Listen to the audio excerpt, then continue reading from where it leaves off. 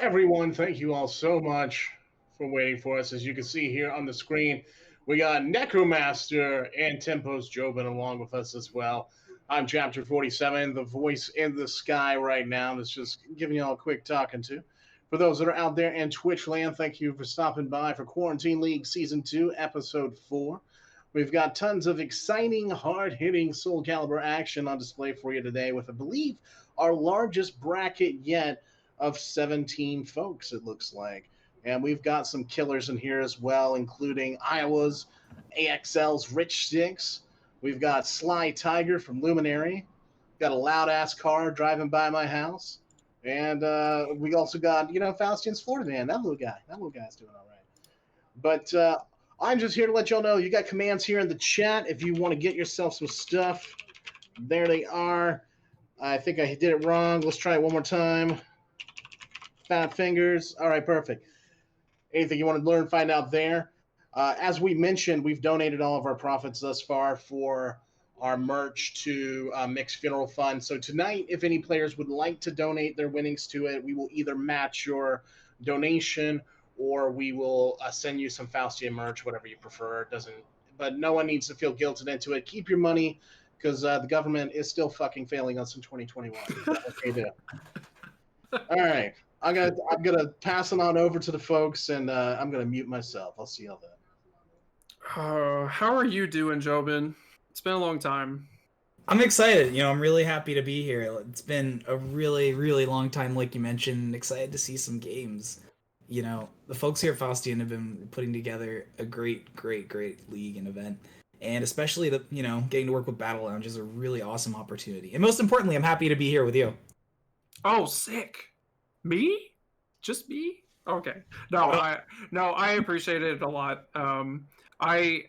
We actually have a sick bracket today. That's a lot of like what you'll see at Wednesday night fights as well. So I've seen a lot of the talent that is going on today. However, you have not. So I'm actually kind of excited for you to actually experience what the West Coast has to offer, because it is a lot more let's say high fly or American play style, as you will. But I'm excited to kind of get going into these matches and everything. Definitely. I'm really excited as well. It's not the Wednesday night fights I remember driving to, but I'm glad that I get to witness a lot of these players that I might have missed out on during my hiatus. So super excited to see what we're gonna get into. Do we know who we have up first by any chance? I'm not too sure myself here. Do we know? Someone's here. I promise. Well, you know what? Chapter was talking. I want that stimmy check, man. I know. Man, yeah. I need the PS5 now. There's like, we just got there's a reason to have a PS5 now. There's like games for it and stuff. But we got I'm here. I hear him. So it's McBiggs and Rich Sticks actually. So we are going to start with a really high fly match to start off with here. Who do you? I guess you know more of the Rich Sticks, right, Jobin? For me, I'm actually really excited for both of them. TJ is actually from my region, from Northern California, and Rich Sticks, I used to be in Iowa a lot, so I kind of I'm torn between the two. But I mean, in the matchup, obviously Rich Sticks Maxi is so devastating to fight against. And TJ, rotating around various characters. We've seen him play Mitsu in the past. We've seen him play 2B in the past. Both to great effect. So I'm really, really excited just to see which direction this is going to go. Whether we're able to see TJ, get locked down by Rich. It's a lot of knowledge checks against Maxi. Or on the other hand, we might see the opposite and see TJ's very aggressive playstyle kind of throw Rich off a bit. What do you think? Have you seen Maxi recently? He's very good. He's very, very good. Honestly, we don't... Rich Sticks doesn't go to every single tournament all the time, but when we do see him, he always pulls out this new tech I've never seen on Maxi, every single time. So I'm always excited for that because he's definitely an innovator when it comes to the character. I know he made a whole 7-star guide and a lot of other things, and I feel like you have to do calculus to play the character sometimes, but sometimes it's super easy. Sometimes you just guess right. So, but also TJ plays 2B, so 2B is also pretty decent of a character. So I think we're just gonna see some wild stuff, to be honest.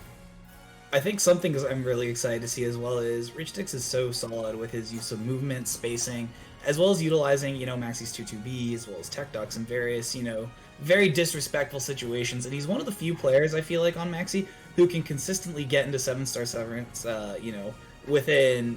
I've seen him do it round 1 in top-level sets. He could potentially do it, round 2, and immediately put that pressure on, TJ.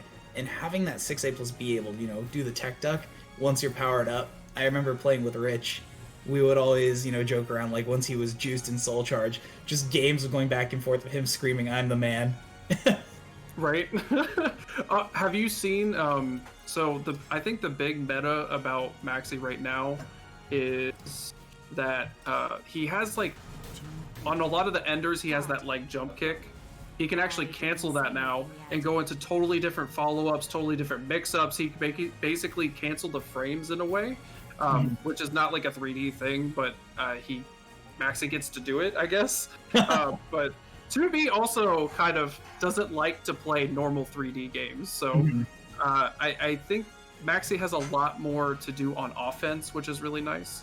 I dislike when they make changes to buff his defense, because I think he should just be total offense. Just I want to mix you up, get you into the mix-up, and 2B has some get-off-me tools, but she's really designed to usually get in. So we'll kind of see how TJ actually kind of messes with that part of the matchup, but we're actually going to go get started here. All right, Jobin, you ready? Ready for the first one? All I'm saying is if TJ manages to land one of those counters on hit, it's going to be pretty hype. So let's go ahead and get right. They're starting right off with a 6A plus B. So Necromaster, looks like you were already right, just involving Richtix's pressure. That's a pretty solid call out in the first 10 seconds of the match. And we already see the kick cancel that I was kind of talking about. He can use it for mix-ups, he can use it to kind of, again, take away some frames, but, missing on the actual, like, big whiff there. Definitely. And there you go, you can see Richtix already taking advantage of those tech ducks and utilizing them to stay in and underneath TJ's highs. As well, we saw a few little whiffs from TJ, but overall, they're really doing everything they can to keep, Rich out and out from that mix-up game entirely. All right. So right now it's just the mix-up. Until you start figuring out how Richtix wants to play, you're just gonna get bodied. Oh my god. Sorry. I'm sorry. That is definitely you just kind of getting mixed on right now. It's a lot of big lethal hits, and that's kind of the thing that we were saying as well, is this match is going to be entirely dependent on just how much TJ is able to defend against, Rich's offense, a lot of knowledge checks on the stances, as well as the most important thing is it's also entirely dependent on just how much TJ is able to keep Rich in the pressure and stop him from pushing buttons, as we've seen. Nice 6A plus B. Still a very good move. I hope it stays forever. I enjoy it a lot. TJ's sitting on 2 bars of meter here, so he's got to utilize that. He's already on, the first match point. Ooh. Okay, actually, playing it smart here. Actually, playing a lot more patient, but 6A plus B says, I don't care about your patience right now. It's a bad spot for Rich to be in, and the 6A plus B takes the round. That was so ballsy, and he was able to just secure it. That was a quick little 3-0 there, but that's not to, discount TJ at all. That was really solid play, and despite Rich having a solid momentum advantage, TJ was able to steal his turn back a few times and really keep up. And the biggest thing that was mentioned before is getting used to the offense. Richtix, we don't see him very often, so imagine a really, really good Maxi who just shows up, bodies everybody, because you don't play him that often, and it just feels like, yep, I got mixed. If you're not used to how they play, Maxi's so diverse, you can do so much with them. But we're back into it here. TJ already kind of being a little bit more patient with the space game here. TJ's been really interesting, it seems like he's been deliberately going out of his way for analysis points, and he was managing to keep up. He didn't quite get the condition, last round, or last game, but he's been able to keep constant pressure on and really force Rich Sticks into a difficult situation and force that defense. Ooh, I like that duck, sorry. That's actually, just like you mentioned earlier, you know, Rich's use of tech ducking is absolutely solid and has been negating a lot of TJ's pressure, you know? Yeah, but TJ actually takes that next round. Again, just really needs to space him out a little bit. Just going straight into what are the best maxis is not always the best option, but a good 3B there. Kick him off the ground. TJ's really opting for a lot of these mix-ups and lows. Goes for the follow-up with a break attack, and Rich Sticks catches him there. Whew, I almost... He even uses the kick cancel on Oki. Great CE punish there by Rich, and that's the thing too as well. You were mentioning that TJ was really very aggressive, didn't seem to be spacing things out as much, and Rich Stick's kind of taking advantage of that aggression, stepped back and CE punish, but unfortunately, TJ caught him. That was really solid, gutsy moves on his part. Buzzsaw, wake up! This is the game for that, you crazy man. Listen, just push buttons whenever you want. There's a really good tip for SOULCALIBUR to always win. Just don't get hit. Exactly. Oh, don't get hit. This is big damage. Oh, okay. So he doesn't get the full follow-up there. Nice duck nice. by TJ. Wow, a straight 3-0 even. So he actually is basically used to the pure offense here. Now, Rich Sticks is definitely known to kind of go off the rails and try out a different character. But I'm not sure if we're going to see that or not right now. Mm-hmm. You know, the one thing that TJ really did as well is he was utilizing AGS fairly well, keeping the pressure on, and he was actually keeping Rich Sticks on his toes despite not even burning his meter for Soul Charge. So I'm not quite sure what they were saving it for, but knowing TJ, he was probably going to attempt to return that favor with the CE. Solid performance from both of these players so far as we move into the final round. Oh, nice duck into the lethal hit. Probably get some wall damage. Oh, pretty close, but at least you have the pressure. Yeah, tons of pressure. I would hold guard too. Oh, into the wall. Some more. Big wall damage. Into the soul attack. Whipped. Not a good situation for TJ, showing exemplary defense, but will he be able to pull through? Space is out, gets the knockdown. Rich doesn't break the throw, and TJ takes the round. Wow. With the guts damage. Her throws don't do a whole lot of damage, so guts kind of help save her there. The one thing that I always find really impressive whenever I've seen TJ play over the past few years is he never feels down and out. He could come back from this gut situation, it wouldn't be out of, the question for his playstyle. Whether he's at full health or low health, he's still just as, ballsy as the first time he stepped into the match. Yeah, this wall pressures. TJ's having a hard time actually getting off the wall when he's getting pushed up against it. This is a pretty big stage, so, I mean, that's just kind of awareness there.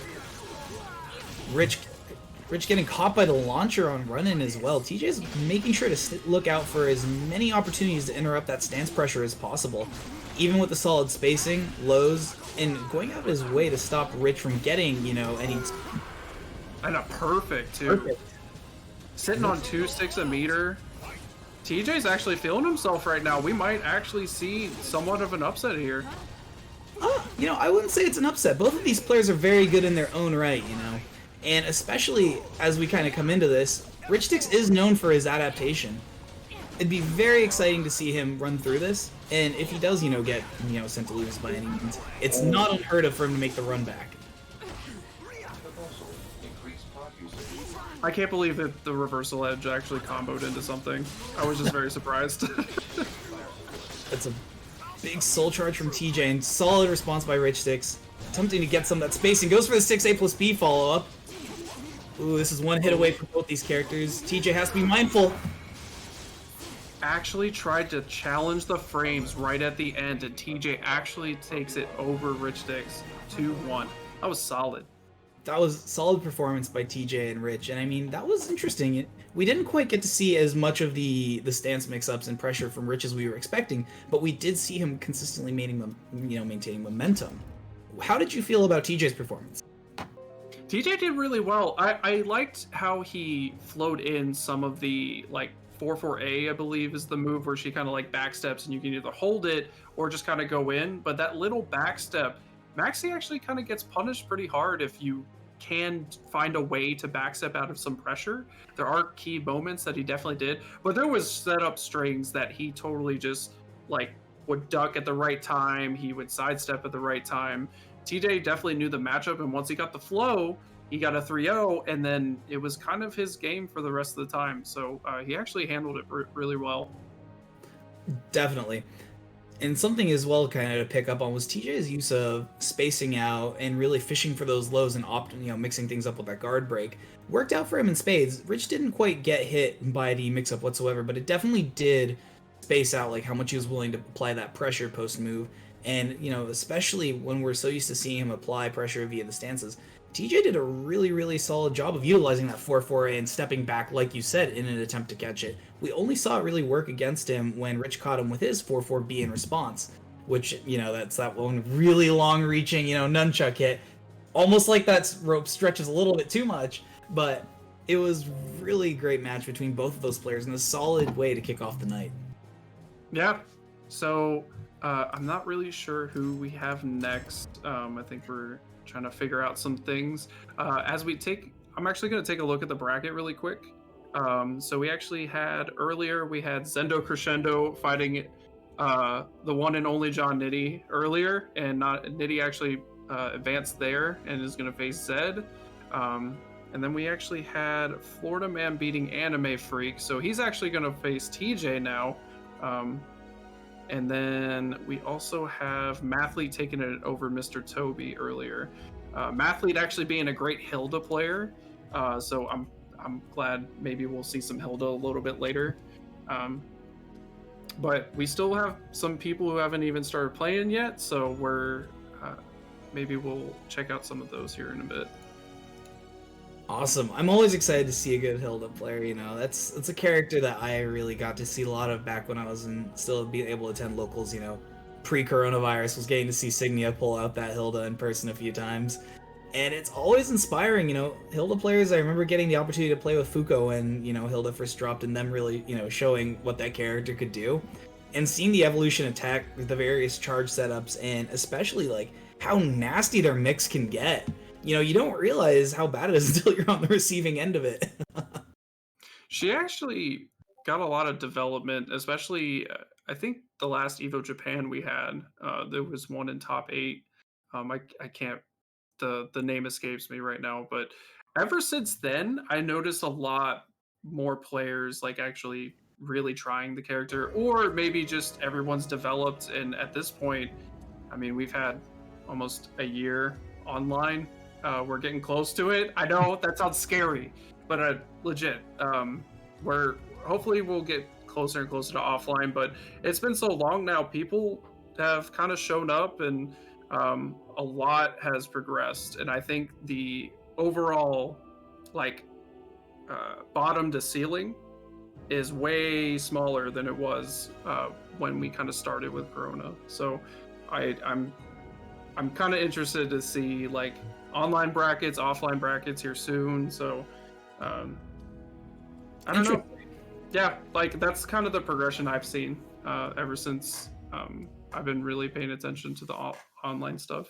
So when you say the skill floor has started to catch up to the skill ceiling, are there any players you feel like who've really stood out to you as people who've worked over quarantine and really kind of been that example of catching up to the the perceived skill ceiling? Yeah, Sly Tiger, definitely one of them. Definitely in bracket later as well, but Sly Tiger has been killing it, especially lately. I think Florida Man was definitely doing stuff before, but especially since online, I don't see many people really take him down too often either. So I know he's been putting in a lot of work. He plays every character now, 100%. I saw him pull out Nightmare, and I haven't seen that in a month. I really enjoyed that kind of stuff, and I would say too, you'll see a lot more secondaries being picked up. Not everyone's a one-hit wonder anymore.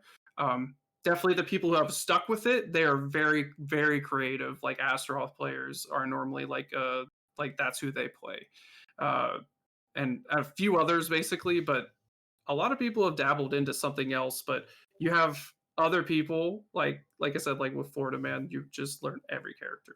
Why not? We're online. We have a bunch of time. Nothing's like way super serious, but we've had some really cool tournaments and stuff. So it's actually kept people on their toes a little bit. That's awesome. And the one thing that makes me really happy, because there was that perceived stigma against players who were only online, show up to offline, and whether there was validity or not, that's not for us to discuss. But I think it's pretty unique that the narrative has shifted to, it's like, hang on, you're playing games offline. Like, I don't know about that one. And in today's, I never thought of it that way, but you're right, because before all of this, it was like, ew, you're playing online? What do you mean? I'm gonna go play offline with like 5 people for a couple hours, and now it's just like, oh no, we can't even like meet up, and I really do miss the social interaction. So I do appreciate that we actually use cameras here. So shout outs to production out here. I know it is much harder to do it this way, but I always appreciate it because I can actually see Jobin in the face, like a real tournament. I I do miss that, because it's just, I don't know. I think we've been all cooped up a little bit too long, but at least we're gamers, right? We can deal. It's just, I really do miss it. That's why I play fighting games more often, because you actually have to go meet other people. It's great.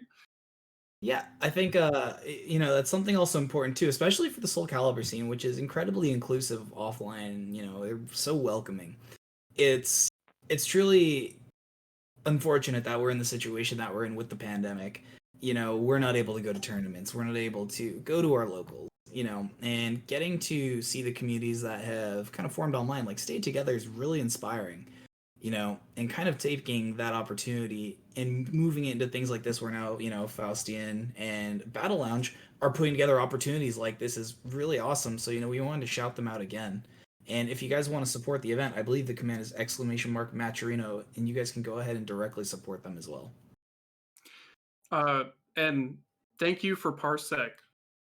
Whoever, I don't know your names, I don't know who you are, but whoever you are, whoever made this, thank you. I appreciate you so much, because I actually, when I started hearing about Parsec, I was just like, well, will it really make it better? Because you're still doing like sort of like a delay ping thing.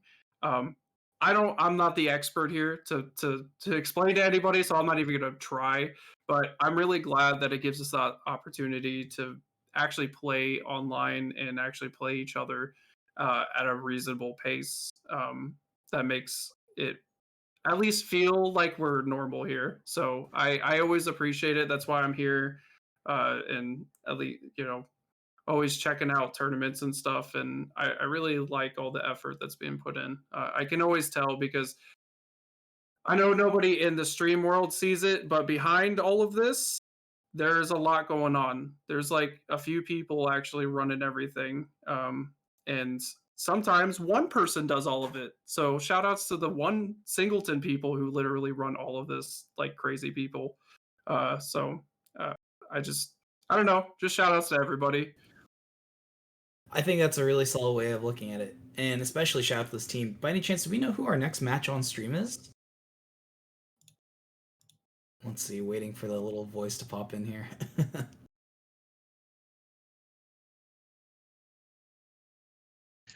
Yeah, right now we're trying to see if we can't get Two Swords and Dill Muncher on stream. Right now we're trying to see if we can't. There's some issues with the stream we're trying to fix Two too. Swords and Dill. Got it. All right, cool. So, I guess while they figure that out, what are some things you've done to improve your Calibur play over lockdown? Let's keep it relevant. For me, definitely picking up different characters. I was actually really psyched for Harmaru. I tried him as hard as I could for like 2 months, and without offline play to at least test what's real, I kind of lost interest, because he doesn't exactly have easy online stuff. So, and it was a while until we started seeing some people actually show off with the character.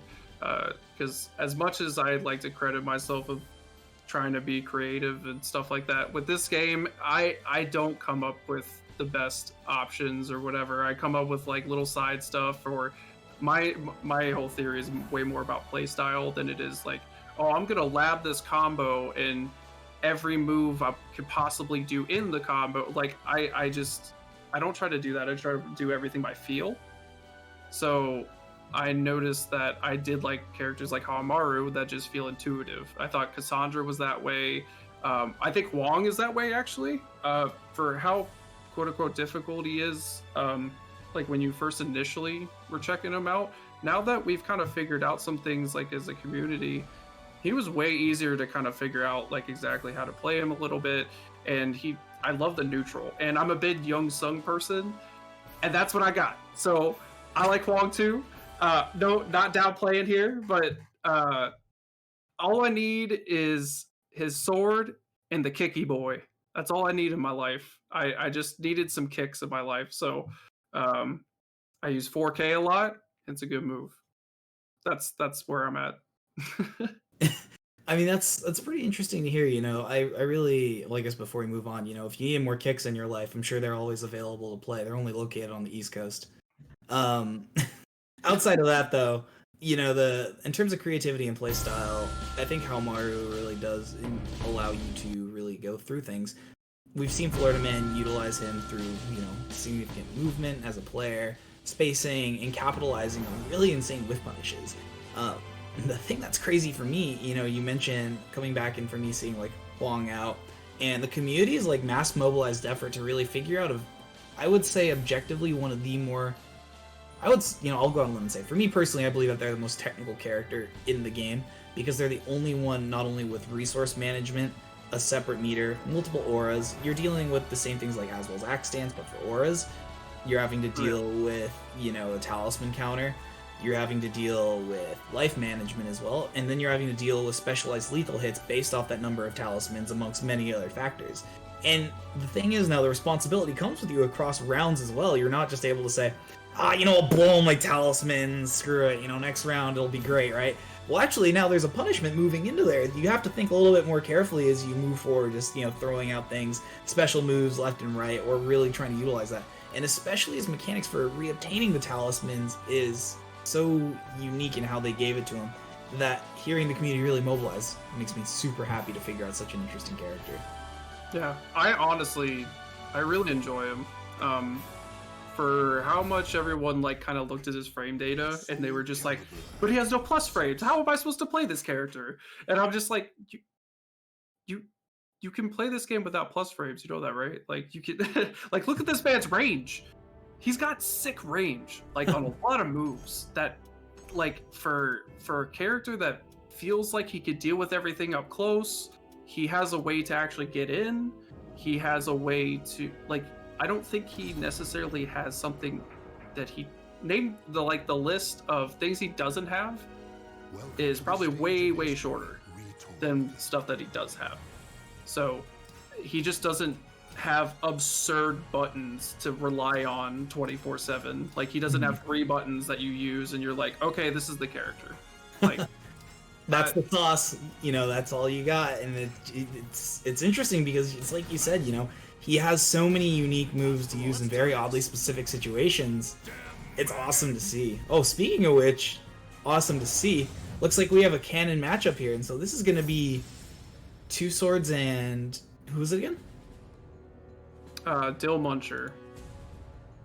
That's a great yeah. Dill Muncher is actually great. That's who we have, right? Two Sword. Oh, you're okay. right. I didn't know who was playing who, to be honest. I had to second guess myself because I never see Two Swords play anymore. So I'm actually excited to see. But so far, not second guessing themselves, Two Swords just kind of didn't second guess that 236K. It opened up the foot lettuce there, right on Dill Muncher. By the way, big fan of this matchup. Especially for Astaroth, honestly. I think it's always an interesting one, you know. It really shows like the creativity amongst players, depending if they're going to opt for spacing. If they opt for spacing, it allows, you know, Astaroth to kind of play at range and play his neutral game. If Maxi decides they want to just go ahead and keep consistent pressure on through setup, it allows Astaroth to attempt to armor through things and get a little more creative with 6K and tech ducks. So I agree with you. This is a really cool matchup. Yeah. Oh, that kick cancels. So it's so clean. I know, like, every Maxi does it all the time now, but every time I see it, I'm like, oh, that's so cool. That hasn't been in the game the whole time. Oh no, they missed the throw there and didn't quite get the wall splat, but they're going for the CE. Yep, that works. You're dead. You're very, very dead. Dillmuncher's insane. He just went for it. Yeah. I love this already, and that's the thing is like, Astaroth does have the option, you know, to just go ahead and say, I don't want to play the game anymore in that particular situation in the middle of stance transition. So it's going to be interesting to see how he continues to do that. I think the matchup is very interesting because at the end of the day, Maxi just wants to run its game plan on you, but there are key. Oh, nice CE whip punish, by the way. But there are key moments that, like, he just gives up his turn almost, right? And you don't want to do that. Not against Astaroth, like, ever.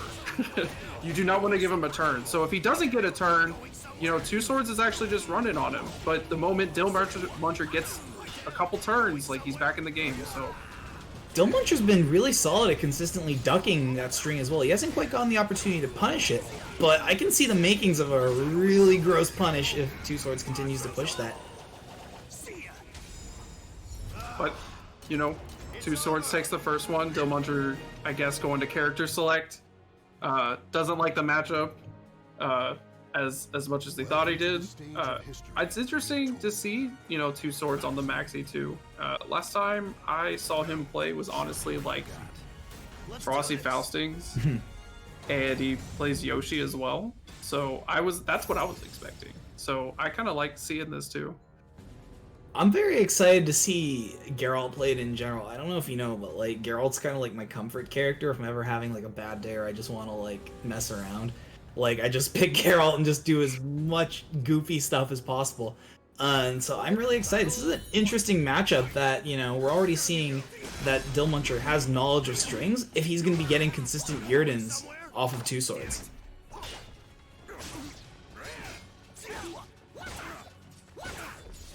So far, okay.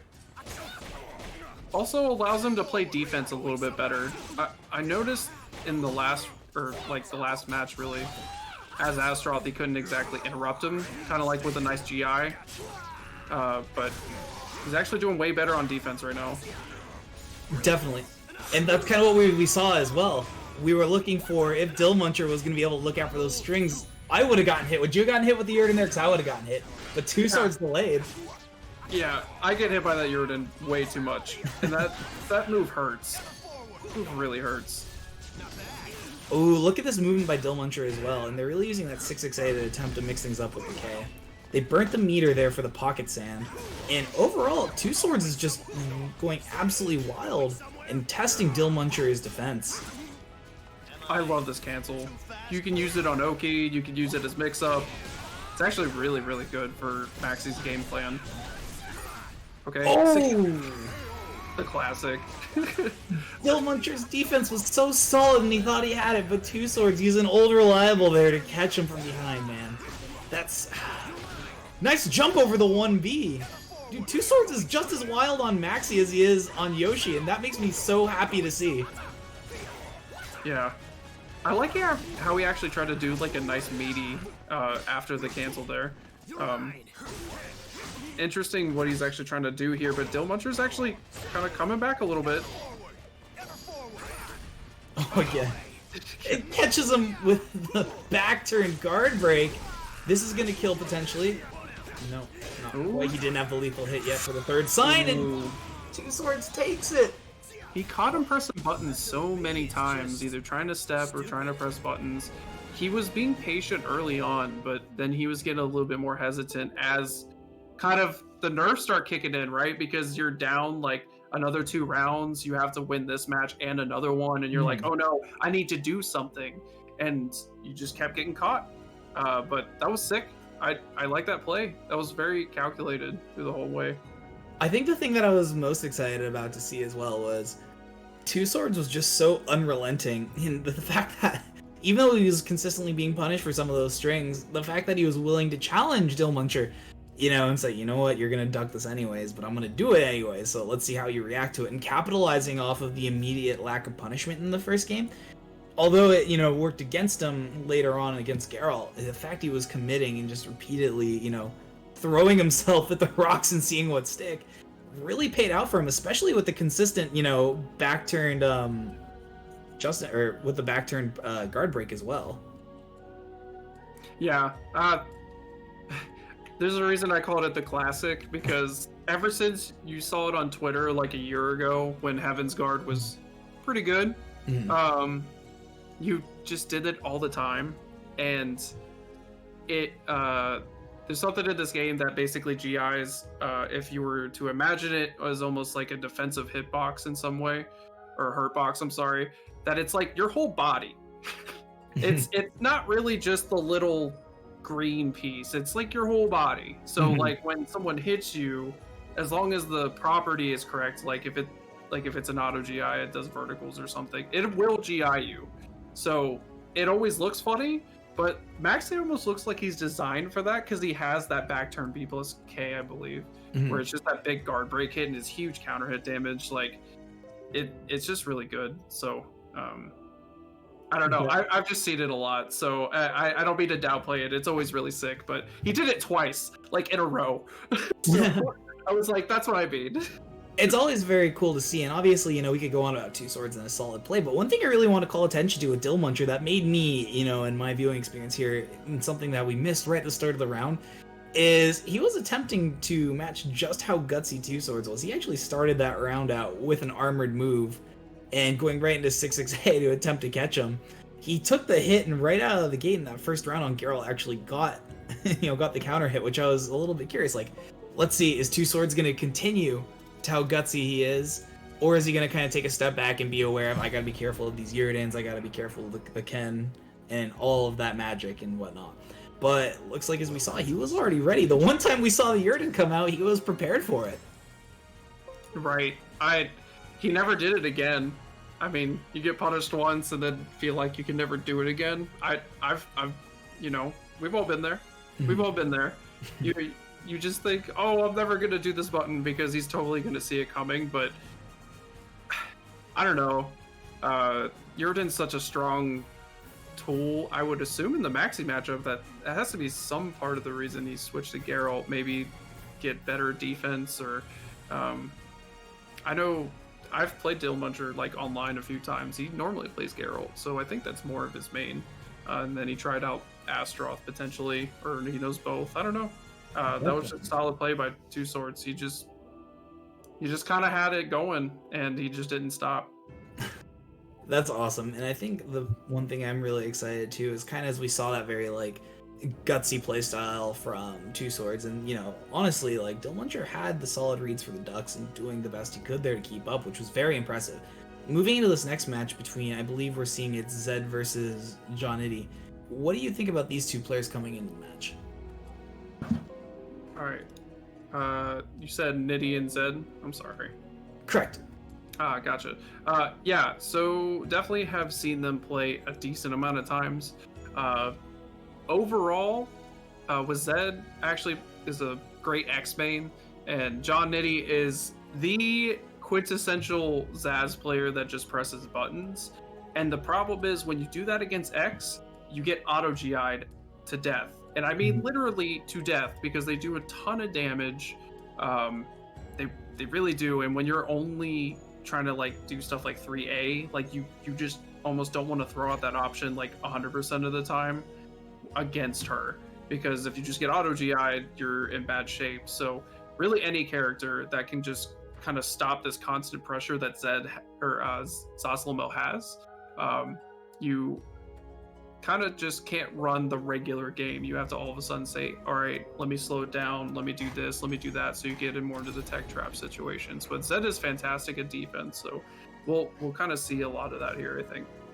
Definitely. And I think one thing we want to make note of as well before we get into this game is shout out to people who've been donating the Matcherino. We haven't gotten a chance to read this out, but huge shout out to Wesley Tex for the donation of $30.50.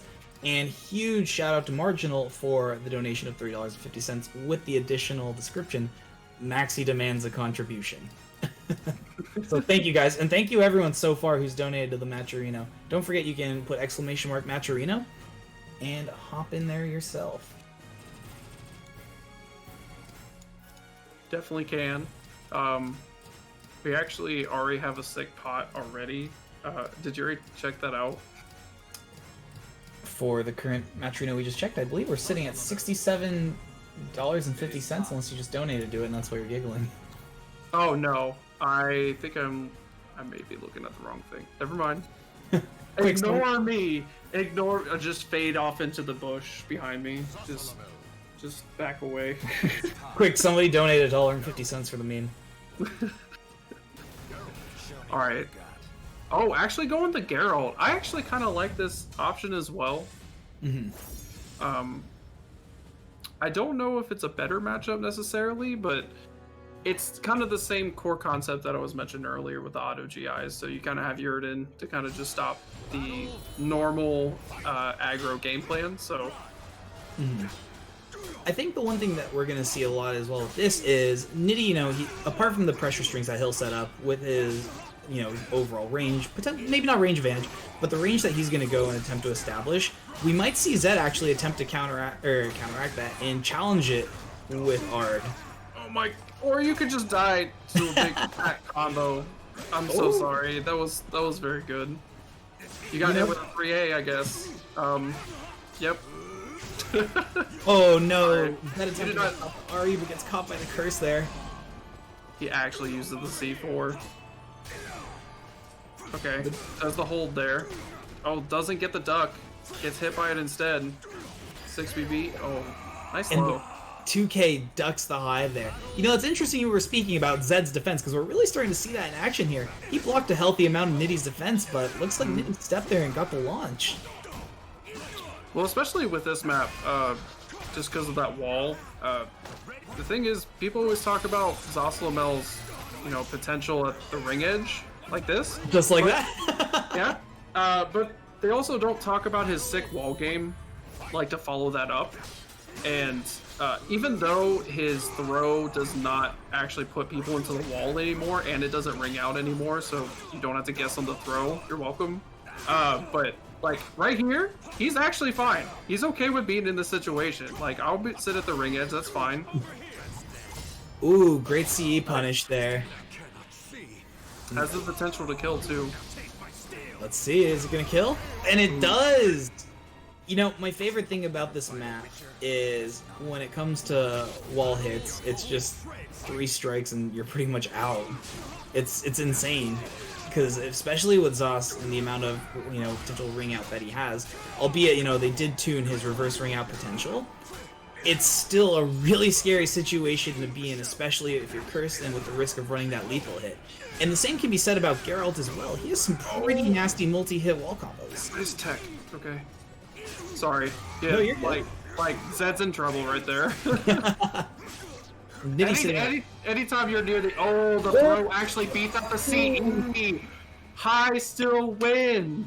The CE is not impervious anymore. Correct, because I believe you need a curse orb on there for it still to catch that, right? Yes. So for people who don't know, basically one curse equals old CE, except less damage than before. But you can beat it with highs if you don't have like at least a curse. So like throws, any jabs like AA. Will actually get you out of it. So you don't only have to step it. Definitely. So the thing is if Nitty understands that that's what you want to do, you have stuff like 4-6B, you have full crouch 3K, which is also called Nitty kick for a reason. But like, it kind of forces a mix-up, which is really cool. So a change that was basically a nerf actually helps him with the mix-up potential. Big wall combo there. He's got to be careful though. He's got 3 curse orbs on him. Oh, and Nitty utilizing those plus frames there. Whew. I don't know if that was the right. Okay, he got it. All right. Nitty takes it with a 2A. Very solid by Nitty there under pressure. But once again, even better pressure by Zed, keeping it up. Okay. Looked like Nitty tried to press buttons after that. It's slammed down on the ground. Yep, you're not safe there. So great use by Zed again with the... Ooh, you're dead. Ring out. You can't do highs either. I'm sorry. Nitty with the reverse ring out, man. He's insane.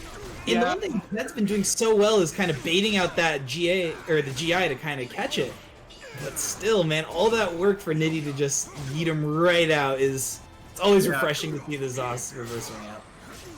Especially when it's a move like that, because Wall Rising B is the trump card, in my opinion. Because it's the one you're not going to expect. Definitely. Catches Actually gets the big combo. Let's go. Yeah, that's a lot of damage. Good soul charge. What's he gonna do with it? Enhanced pocket sand. Goes for it again there. Catches with the Ard, contesting at that long range that we were saying at the beginning of the match. Oh, and get An A2 or A6. I'm sorry. Whoa. An A6. I play this character. Hold on. Yeah, but that was actually a sick lethal hit that he got too, because 4-4 A plus B only lethal hits if you're backstepping, and it's one of his best lethal hits like that he has. Besides that, and like 4-4K do like the most amount of damage by themselves. Hold up. We got to make an announcement here.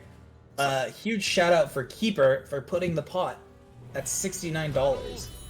And then even better, shout out to Chapter for putting $100 into tonight's pot, leaving it at a very nice number of $169. Woo, sheesh. Shout out to you guys before we get back into this match here. That is amazing, actually. Marginal got 30 as well. I don't know if you said that, but all right. We did read those out, just like Nitty just made that read. Okay. Actually only does one hit on the low there. Ooh, nice launch. Give him the boot. Great use of the... Ooh, not into the wall. Real lucky there. I was about to say great use, but that positioning... And he uses the enhanced throw? Oh, I love that! So that interaction is really cool. Oh, definitely with the enhanced throw, but that interaction's neat because that is the Diddy kick, the full crouch 3K. But the follow-up is 6K like that, right? So he actually blocked the full crouch 3K and then knew he was gonna 6K anyway because it's hard to touch on that confirm. Wow, that was a sick round. Can I say something, Nitty? Dang, I'm trying to show that was actually sick, and you just killed the man. That was very clean, and like Nitty's choice of using the soul attack there to go ahead and confirm the damage, optimizing that out was very clean, and the consistent lethal hits he's been landing is putting Zed in a really rough spot. Yeah, Zed's really good on his defense, but Nitty is actually catching. He's really catching him on some of these. Okay, good damage. Oh, Zed's got to be careful here again. Nice block, gets the wall rising punish, and solid punish in response by Nitty. Nice step and launch. Woo! Zed is. Oh, good. No, you're good. Nice lethal hit. Does he? Oh, okay. Yep. You don't get out more than I do. I was like, is he dead? That 2-2A actually catching that horizontal high is so clean. And especially not a lot of people know that you can follow it up with the CE. Not a lot of people know that you can get a lot of just raw CEs off of Geralt's, various lethal hits. Ooh, that's not going to be enough to kill, but it's going to be very close. Oh, just BB on the Oki.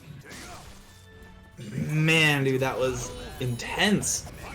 Potential game point here for Nitty. Zed's still doing his best to stay in, and coming in with the bar meter after that, coming down final round. Nitty opting for the curse. How do you feel about this? I don't know. I think the big thing is that every time he gets close to the edge, Zed doesn't really have anything to blow stuff up. Oh, he turned the wrong way! What'd you do that for? Oh, that scared me. Right. So it's only one side. It's like only to the left or right. I can't remember off the top of my head, but if you tech literally the wrong way, you kind of face plant right in front of him, and it's a whole big combo for the Zoslomel player. So I was like, no, he did the wrong thing. No, he whipped the Yurden into attempting the GI, and he gets the Yurden broken by a guard break, and Nitty taking that strongly, man. But great showing by Zed. Nitty just really leveled up. I could hear the Ultra Instinct music playing in my ears. I'm pretty sure he put the hot dog suit on maybe halfway through the game and became Lord Glizzy, the Destroyer in bracket. But I'm very impressed. Zed's got a really nasty Geralt in there that, I was only aware of him as the Xianghua player. But seeing 2 Geralts tonight has brought a little tear to my eye of joy. Yeah, you can enjoy that tier with a nice piece of stale bread. I'm sorry, I had to throw the beam at you, bro. Because anyway, like, but no, I always enjoy that because Zed is a very defensive player, and I love seeing Geralt. I think he definitely shines as like a defensive playstyle. It's just Nitty really knows how to weave stuff in. He was hitting some really big lethal hits that are kind of hard to actually hit. Maybe not like the 6AB one. That's just being a little impatient, unfortunately. Like if you whiff the 6A, the B portion actually sticks out just a little bit farther. So it's kind of easy to catch people in that situation. But the 4-4A plus B lethal hit that Nitty hit earlier, that's a call out. Because like, you don't really want to backstep against Zaz because he also has 6 BB, so there's not a lot of situations where you're like, I'm a backstep and feel good about it. He doesn't like you to move, so but at the same token, you know, Zed was really about, you know, blocking almost all the 3As. The one he took tons of damage for because it was right against the wall, but for the most part, he was doing really well against it, and the reverse ring out only came up on like 1 Wild Rising B. For the most part, so like, I mean, definitely playing the pressure game, but that was just a solid match. I agree, and I think the one thing that I noticed as well with Nitty is, whether it was a conscious effort or not, he was basically conditioning, you know, Zed in the very similar thing that we saw from the first round. Zed was consistently delaying his attacks to get Nitty to GI a little bit slower, or he was delaying his attacks to make Nitty, you know, get that GI out and capitalizing on it. And then by the end of the match, we were saying, you know, Zed GIing a little bit early and Nitty being ready, as well as baiting out that Yurden, getting ready with the guard break on deck. It's really, really solid to see. And, you know, I do want to give credit where credit's due to Zed is, you know, in that first round, the one thing I was really excited to see with him is like, let's see if he contests at that, you know, longer range with Ard. And lo and behold, you know, there was just towards the end of, I believe, the 5th round, he actually managed to catch him with Ard and really contest Zoss and kind of make Nitty think a little bit. And so that whole progression of the match from beginning to end was absolutely solid. And I do think that coming up into these next matches, we're seeing a very consistent theme here with our players in their very unique play styles clashing. Yeah, I always seen, it's always like a playstyle difference, and especially like a 3D game, and especially in SOULCALIBUR, I think it's really down to actual playstyle over the character even. Just the character allows you to do what you want. So, who do we actually have up here? Well, let's see who we got here. No names yet, but I see a Yoshimitsu and a Killik. So, either way, I'm always happy for this matchup. Mathlete and 2 Swords. Oh! Alright, and so this is going to be winner's side, correct? Awesome. I'm sorry. I absolutely adore watching 2 Swords play Yoshi. Win or lose, I'm a big fan. But Mathlete, I've heard nothing but good things about. And I know Necromaster, before we start this matchup, that you had mentioned, you know, quite a bit about his history as well. Oh yeah, definitely more of a Hilda player, so I actually haven't seen this Killik that much. And against, you know, Yoshi, I guess that kind of makes sense. You kind of get a rage advantage. You have a little bit faster buttons than Hilda, I would assume, but maybe we'll just find out here. Definitely. 2 Swords is absolutely wild, opting to push, you know, when he was minus after that kick. You love to see it from 2 Swords, but Mathlete not letting him get away with the disrespect and entering into Soul Charge for that soul, or you know, that soul attack. 2 Swords has got to be careful. Yeah, 2 Swords is definitely really careful. Ooh, did he already back? No, alright, back. Oh man. You love to see it. Mathlete's a dirty dog. You're right. And you know, I was all excited to see 2 Swords get the wall rising, you know, Brave Edge punish, and then just to see that in response was just very humbling. RI it really changed, like, Killik's Soul Charge game a lot more. Like, you can actually counteract that interaction, because remember, you could just GI and do it back in the day, which was always great. But now you have RI, but you always have to think about it. As soon as he RIs you, like, is he gonna see and just kill me? So definitely. And, you know, Mathlete really living up to his name here. So many of these attacks are calculated. 2 Swords does like to play so nutty, but and I say it in the most positive way. But Mathlete is playing solid defense and really optimizing a lot of these spaces and whiff punishes more than most Killicks that I've seen. Mathlete's actually got a clean Keelik. I'm liking this. Oh, tries to challenge. Stuffed it. Wow. Always interesting to see. And Two Swords is just the one thing I also really appreciate about watching Yoshimitsu is he's willing to commit to following through with strings whether the first hit whiffs or not. I've seen that, both offline and now seeing it online a while later. Choosing to opt for a, reset over the wall combo is interesting as well. And goes for the penguin slide. I love it. I love you, Two Swords. I love you so much. That's what you saw? I just watched him put this man through the mixer machine. That was insane. Like, deal with all this mix-up, sir, and every time you guess wrong, you're in the wall. That was so gross. 2-2-B. Alright, spend for meter. Mathlete's in trouble. He's gotta probably pop Soul Charge here in a moment. Okay. I'm not gonna say that was optimal combo optimal combo optimization, but that was definitely optimal for my enjoyment of this match as well as stream. Oh, that actually hit! That actually hit! He was way in the air! Oh, no! Oh my god! No! Two Swords! He's dead. This has been nerfed a couple times, but he's gotta be dead. Do you remember back in the day that if Killick popped that and you were Yoshi, you could just hover in the air and let himself burn himself out till you ran out of Soul Charge?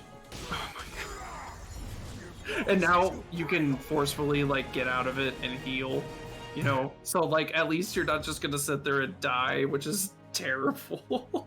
But, wow. I am very surprised by Mathlete. Just straight up, I'm a CE now. It's I-12. You got this?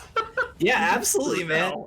Mathlete's really impressive. This is my first time actually getting to watch him play. And, for so many of these players, it's my first time actually getting to watch them as well. I don't quite get to see as many online events, and honestly, it's not disappointing. So once again, huge shout out to the Battle Lounge folks as we come into this next match. I haven't seen Mathlete's Keelik is my thing, so this is way more aggressive than he normally plays for sure. So I love it. Two Swords really starting off aggressive and putting Mathlete in a really rough position. Okay. Oh no! Oh no! Mathlete's Keelik is so clean. I love this. Speaking of really rough positions, man, out of the ring is not a good one to be in. Great block from Two Swords as well. Okay. Full crouch 3 Craig. I'm loving this. I'm loving this so much. I'm not trying to be biased or anything, but Mathlete is just beating this man with a stick, bro. I mean, that was a perfect round. I don't know how you could have done it any better there, essentially. But Two Swords, is a player who's not willing to get frazzled. I really appreciate his mental game, because I do feel like he's a player after my own heart. He's one of the Yoshimitsus, I feel like, who would rather play for the highlight reel than the win. And I absolutely adore that about him. Yeah. I don't know. He needs to figure out something, though, because, okay, he's slowed him down a little bit, but Mathlete's just been all over him. Oh, okay. God, not a good spot for Two Swords to be in here. Oh, you're dead. Oh, no! Mathlete said it's my turn to move on in bracket. Yeah, that was solid. Mathlete, kudos. These claps are for you. Alright. That was solid. I like that. Definitely. I think that's one of the situations where Mathlete was really saying, hey, find X, and then when Two Swords went to push the guard button, he got punished for it. I think a lot of things happened there. Mathlete is optimized. I have not seen that Keelik too much, and I don't know. That was legit just optimized, because I talked to a few Keelik players, shoutouts to Valkyrie out there, who really likes just back turn K'ing people with Keelik, because that move is great. I guess. It never feels good about getting hit by it, but wow, Mathlete just pulled out everything. The little kind of stance change into the soul attack actually does a grip of damage. I never really noticed how much damage that combo actually does, and it sets up into your soul charge, which is what the character's based around. It's just, I don't know. Ever since they made that change, I always thought wow, he has a good way to kind of flow into things, and Mathlete just got it. That was sick. Definitely. And I think as well, huge credit to Mathlete for his severe optimization and overall control of the game, but I personally always want to make sure every player walks away from their loss feeling solid. Like, Two Swords committing to so many insane plays in tournament is honestly he's one of my favorite players to watch, because no matter what, win or lose, I always feel like my entertainment value when he's on screen just like skyrockets. So, he might not have won that round, but he definitely won it in terms of entertainment value. But Mathletes showed such domination. I think that's the thing, is if you play Yoshi, I think you sign this little contract that just says you have to be as flashy as possible. I've never seen a Yoshi play like lame or anything. And I mean lame as in like actually lame. I don't ever see a Yoshi actually play in that kind of style. It's always the sheer amount of glue that they chug at 24/7 is always like, just, I don't know, man. That's just the Yoshi way. I don't think you're allowed to play the character and not be nuts.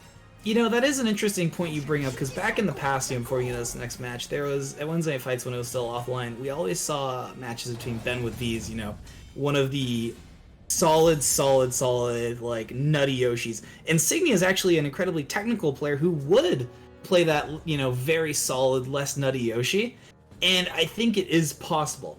That being said, though, I definitely agree with your point. There's got to be a little way where it's like, all right, you're playing this character, you got to at least go this wild if you're going to do that.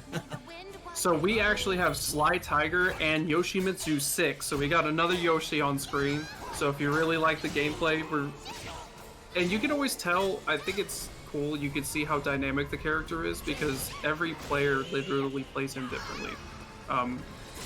But Sly Tiger has been on the up and up, honestly, and if you want to see a good Talon, this is it. Mm-hmm. I've heard about Sly Tiger's success, and there's a lot of great Talons coming out. We've seen the success of like Wind Charmer and just how solid they've been since really coming onto the scene. And GGG incredibly dominant as well, as recently as last weekend with the team tournaments. And the one thing I really enjoy is, like, Sly Tiger is a name that I've heard thrown around, even before the pandemic. Like, they've been making a name for themselves, and to see them come so far is really, really impressive. That being said, though, with Yoshimitsu the 6 taking that first round, you are absolutely right. He is incredibly different than the other Yoshis we've seen. It might be a matchup thing, too, because against Talon, I would assume you would just try to emphasize your buttons a whole lot more, because he is just pressing buttons. He is like, here's mix-up, here's damage, here's mix-up. He's rarely stopping, just because he has kind of a little bit of a speed advantage over Talon. Ooh. Blocks the low. That's going to be the round. Okay. Doesn't punish, but gets a good mix-up instead and actually finishes the round. That was actually really solid. It's calculated chaos, right? Definitely. And I want to say one thing that I really enjoy so far about Yoshimitsu the 6 playstyle is, like, he's a man after my own heart. When he chooses to, like, do optimizations cancel strictly for the stance, he does. I know this isn't the case, but what it appears is it feels like there's a lot of arbitrary stance swapping in an attempt to keep Sly Tiger on their toes, Okay. We're going in the classic reversal edge. Oh no! Big damage! Ooh. I really thought that was death. Oh no! Yoshimitsu there went for the lethal hit off the BBB with 2 bars of Soul Charge on Talon, and fortunately for Sly Tiger, they saw it coming and sidestepped that. Very solid. Okay. Comes in. Soul Charge. Oh, got lost the stuff. meter there. Not too sure what he was trying to go for. Nice cancel. Goes for the 2-2B, but Sly Tiger was already compensating that for the step. Oh no. He's catching him now. So Sly Tiger is starting to figure out the playstyle here and just kind of counteracting the button-happy playstyle here. Sly Tiger's starting to get the number on Yoshimitsu 6, so we'll see if kind of see a counter adaptation there. How do you feel about this matchup? Personally, I think Talon's a crazy character, and I think Yoshi, we're not going to talk about tier lists up here, but he's a single digit and high up there. So, and honestly, personally for me, I think Talon could possibly up there in a lot of lists too. So I think there's a lot of high flying going on, and you have some really big buttons for how fast the characters are. Definitely. And I'm really curious to see just how Sly Tiger deals with this remaining Soul Charge bar. Oh! Got mixed a little bit there. It's solid combo usage by Yoshimitsu, and really squeezing every little bit of glue out of that bar. He was just emptying the back of the bottle, just like, yeah, we're good. And just got all the way through it, man. That was impressive. Let's see if Sly Tiger is able to bring this back. So far, it's semi-even. Sly Tiger was definitely on the defensive end the first match, so we'll see kind of already a slowed down version of the last match. Definitely. And I think the thing that we're seeing now is Sly Tiger's really Oh, there we go, yeah. I'm sorry. He's dead. you press buttons there and you die. Yeah. Absolutely, and that's actually what I was going to say before it happened, you know? Sly Tiger's offense this match is just right out of the gate exponentially gone up. They're doing their best not to let Yoshimitsu even start that game in general. So I'm curious to see if this pattern is going to continue as a trend and just stop them from, you know, the stances, stop them from the mix-ups by applying so much pressure. It's like, you know, your hands are full, because the two can play that mix-up game, and if these are the two characters to do it, apart from Siegfried and a few others, these two are the most evenly matched in this specific range. Right, so it's really about who's controlling the tempo, and right now Sly Tiger's very... No, I'm serious though, like that's all this matchup feels like, is just who is really on top of the other one. Definitely. And the delay on that 2-2B by Yoshimitsu was solid in an attempt to catch out that RI. And now we're seeing that defensive play really come into effect here from Yoshimitsu. Sly Tiger is getting way ballsier as well, challenging some really key moments that shouldn't really be challenged sometimes, so definitely getting a little bit more confident in the matchup, and Yoshimitsu actually takes it there. That 6-6 A plus B was a very smart attempt to catch that, because they started recognizing that Sly Tiger was starting to opt for backwards wind jumps. Okay. So if you see, you'll see Sly Tiger use 6K a lot, which is just that forward kick. It's actually I-12 now, and it is very, very solid. It's a big mid. So like you'll see him kind of use it just to check him a little bit. But Yoshimitsu back on top of this matchup again. He might actually take it here 2-0 and getting really close. But Sly Tiger is definitely not out of it. They both have 2-6 a meter here. Yoshimitsu goes in first with his soul charge. And Sly Tiger says, I don't even care. I'm gonna slap you anyway. Give him the stabbins. Okay. Gonna see a soul charge here. Gotta use that meter. Ooh, he gets stuffed! That was the worst possible time, but Yoshimitsu's gotta be careful. Sly Tiger's got, I believe it was Wooden Bear? This is the new stance? Oh yeah, with the kind of like stuff all over her hands. Correct. It's very interesting. I don't have time to really talk about it right now, but yeah.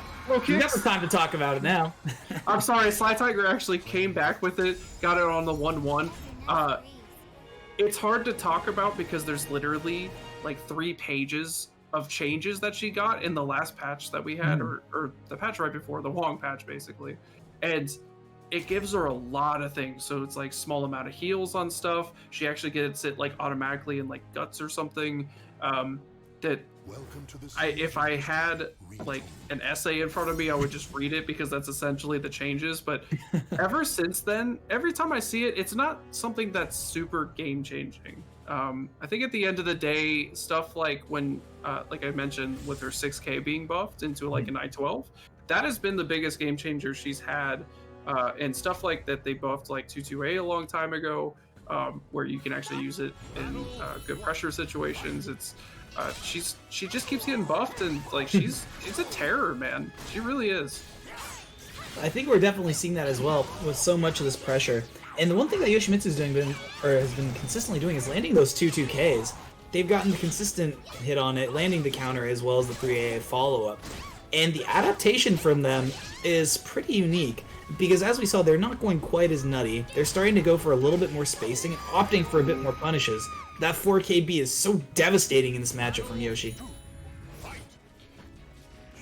And I think, like I said, you're kind of just trying to control the tempo. 6K again. See, you'll see it really often just as a good check. It's almost like a 2A in a way. Definitely. Look at that spacing.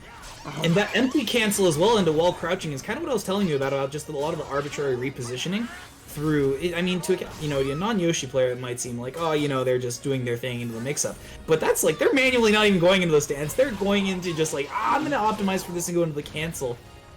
Yeah, we're seeing a lot of mix-up potential, and really Sly Tiger's having a hard time defending against it, but you cannot get hit by that low against a wall. If he had like half his health left, he'd still be dead. Like that combo does a lot of damage. But I think what it comes down to is kind of what a lot of people talk about Soul Calibur right now, is like that the soul charge are so strong on both of these characters that basically you activate and then you say, now it's my turn to start winning the game. So it comes down to, again, just kind of the tempo matchup, like who can get meter better, who spends it better, who is pressing the buttons at the correct times. Like, that was a really good block right there. Like, imagine just dying to a AA right there. So, woo! I don't know if Sly Tiger still streams. It's very unfortunate another platform went under, but with gameplay like this, he would have done great on Mixer. oh, for sure. Okay. Getting some good combo damage, putting him up closer to the wall here. Nice catch with a 3v, and that's the thing as well, is Yoshimitsu's been opting to go for, a walk-up versus the 6-6 A plus B or into the 6-6 A plus B cancel. It's putting a lot of just passive pressure on Sly Tiger on wake-up as well, and it's been very unique to see him do that. You don't see Yoshimitsu cancel that often. Ooh, Superman punches. Yeah, Sly Tiger's definitely feeling themselves right now. Ooh, but the potential for a reverse ring out. Oh, it doesn't even finish the combo, unfortunate. And Sly Tiger, one more hit is gonna do it. This defense just Jump and hold me. I can't hold you, dude. The only person who has to hold that low is gonna be Yoshimitsu the 6th on that one. Wow, that was super impressive by Sly Tiger there. Yeah. Yoshimitsu 6 has also been killing it on these online tournaments. Another, honestly, up-and-comer. Definitely more on the East Coast side of things, I believe. But I've been seeing the name a lot more, and at first I was like, well, your name is Yoshimitsu, so you gotta play Yoshimitsu, right? I've seen a lot of those, so like, how good are you? But that was very, very close. Like, that was very back and forth. That was surprising to see how that matchup actually goes, because I don't see that very often. Oh man, I agree. I mean, that's solid. You're in trouble when the dude's named after that character, especially like in Street Fighter. You've got Ashi Zangief. Itazan's absolutely insane. That Zangief's insane. So of course, when you come up against a dude in bracket whose name is Yoshimitsu the 6th, you're probably not in for the best of time. But Sly Tiger was able to really pull ahead there, and it was really impressive. I think that. Oh, go ahead. Oh, I was just gonna say, Sly Tiger really started picking up when he got a lot more confident. He definitely was just on the back foot the first match, and was just kind of wanting to figure stuff out. But I think when two players are really just ready to play each other, like, we both know the game, we both know what we're good and bad against or whatever, so just press buttons with me, okay? So they just, as soon as Sly Tiger started doing that, like, he took over the second match, and then the third match was very, very close. Very good, like, kind of, like I said, the tempo back and forth was really cool to watch. I thought, Yoshimitsu was, like, starting to take it over the whole time. And then I was like, okay, Sly Tiger, I've definitely seen, some matches where he's really solid. So let's see the second match, and he turned it around. That was really good. Definitely, and kind of what we said, just to harken back to the original point that we were discussing in the beginning of the match, is that Sly Tiger has gone from just a player that I've kind of heard in passing to like a talent player that a lot of people reference for high level play. It's super awesome to get to see them. I've seen them play before, and just seeing their adaptation in that set, just opting from more traditional talent, baiting for a lot of those counter hits, to the blatant aggression, and really channeling a lot like we see through like GGG with that blatant aggression in order to stop them from playing their game, was actually really inspiring to see. And I think the one thing that I really noticed as well on the end of Yoshimitsu the Sixth was that they were able to recognize that adaptation, starting to move back and fish for those 4KBs. They were starting to, do a little bit less of the, keeping that pressure in as well, and really taking advantage of the fact that Sly Tiger wanted to push those buttons. And a key thing, if you actually go probably watch the VOD again, Sly actually started doing a lot more Superman punches to get in at key moments, and he hit with almost all of them, I think.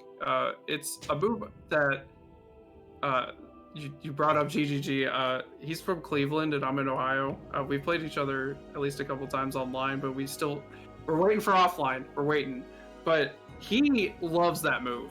At key moments where you're not expecting it, it has a bit fatter hitbox that it looks when she actually does her punch, and it puts you in the ground. Then she can run her mix up. It's super solid to way for her to actually get in for how much a lot of people think that Talon can't get in for some reason. She definitely can. Once she's in, it's a tough time, but Yoshimitsu likes that kind of environment, so I think that's why we saw the matchup go the way it did. It was just, I'm gonna press buttons, you gonna press buttons, we're not gonna do this back and forth stuff. But once Sly Tiger actually kind of started understanding, okay, we just need to press buttons here, he actually kind of brought it back and everything. So who do we have next here? Let's check on the match arena, see if there are any updates as well. Let's take a peek here. Welcome to the stage of history. Nitty and Outlaw, huh? That's gonna be an interesting one. Okay. I am trying to find it, I'm sorry. And you said Outlaw? Oh, that's who that is? I'm sorry, the bracket does not say Outlaw, okay? That is Rip City? I wish someone told me that earlier, because, oh no. Yeah, they did mention that there was exactly one person in the bracket with a name a little bit different than what they usually go by. Yeah, and Rip City's nuts. Just saying. He has that Siegfried you never want to see online. Never. You never want to see how he plays Siegfried. And we're probably going to see it. I definitely remember playing against them back in the day. Back when I still was playing online. I was like, oh man, Outlaw, this guy's wild. He was consistent in his punishes and wasn't afraid to commit to unconventional mix-ups, and really seemed like he was bringing new Siegfried tech to the forefront of online. And I'm really excited to see if that still holds true now. I've seen these two play a lot. They're both very much a similar play style of I'm going in. It's going to be very much like the last game, but on another level, because they got way bigger weapons this time around. And Nitty starting off the round so solidly with that lethal hit and really taking it decisively, but Outlaw doesn't seem to be one to be shaken up either, quickly closing that gap in the life lead and putting Nitty up against the wall. 688 is so scary in this situation. Nice launch by Nitty there. Oh, he's got Dank Legacy. Oh, it looks like he went for it. Nitty stuffed it. Big lethal hit to end the round. Wow. Yeah. So he got 2 6-6Bs, and look at his meter. Insane, man. Yeah, it's a pretty good option, and you're gonna see. I haven't seen Nitty almost not use a 3A except there. All right, never mind. I'm just gonna shut up. I was gonna say he's really just trying. These two are just wildin' right now. I respect it. I respect Outlaw's commitment to going for that reverse ring out. That was the perfect round to end things on for that one. Nitty coming into this with almost 2 full bars as well. Yeah, so far Nitty's pressing the right buttons, but now we're seeing Rip City starting to take over here. This is going to be huge tempo swings and big turns a lot of the time. Outlaw's very interesting with what he chooses to cancel and what he chooses to commit to as well, which we've seen throw off Nitty's pacing here. Anytime that Outlaw's got the momentum, it definitely puts Nitty in a positional disadvantage. Oh, big damage because of Dark Legacy. Oh, and gets caught on the Ukemi trap. Oh man, Rip City clutching that one out. 2 bars to 2 bars, though. We're starting to see the kind of like base hold counterplay that Siegfried can kind of do, especially at that range. You're going to duck a lot of the highs and punish a decent amount of stuff, but it's mainly to counteract 3A. It's just going to auto-GI it, and you get the B afterwards, and it really, really hurts. So if he ever calls it out, it's a pretty good option in those situations. Or duck in the throw, there it is. Into the base hold, he gets the drop kick as well. The AGI is so good against Zoss in certain situations. And gets the C. Nitty's committing. This is going to be pretty close here. I can't believe you went for that. That's like a very old move. 2B plus K into CE is actually like the most old setup that I can think of. Put up 2K! He responds to the old setup with the classic. Oh, the drop kicks. Nice launch by Nitty there. Gets the bounce. Putting him right up against the wall. Not a good situation for both of these two to be in. All it takes is a solid step in that reverse ring out by either of these. Ooh, you're gone. Ow! Law, taking that first round. Big turns. Dying with all that butter. Just spilled on the floor. Unsalted. Now it is covered in salt. Oh, 6-6B again. Are you kidding me? Starting off with that, I think we're playing the wrong game, because at this point it might as well just be Lethal League. 6-6B.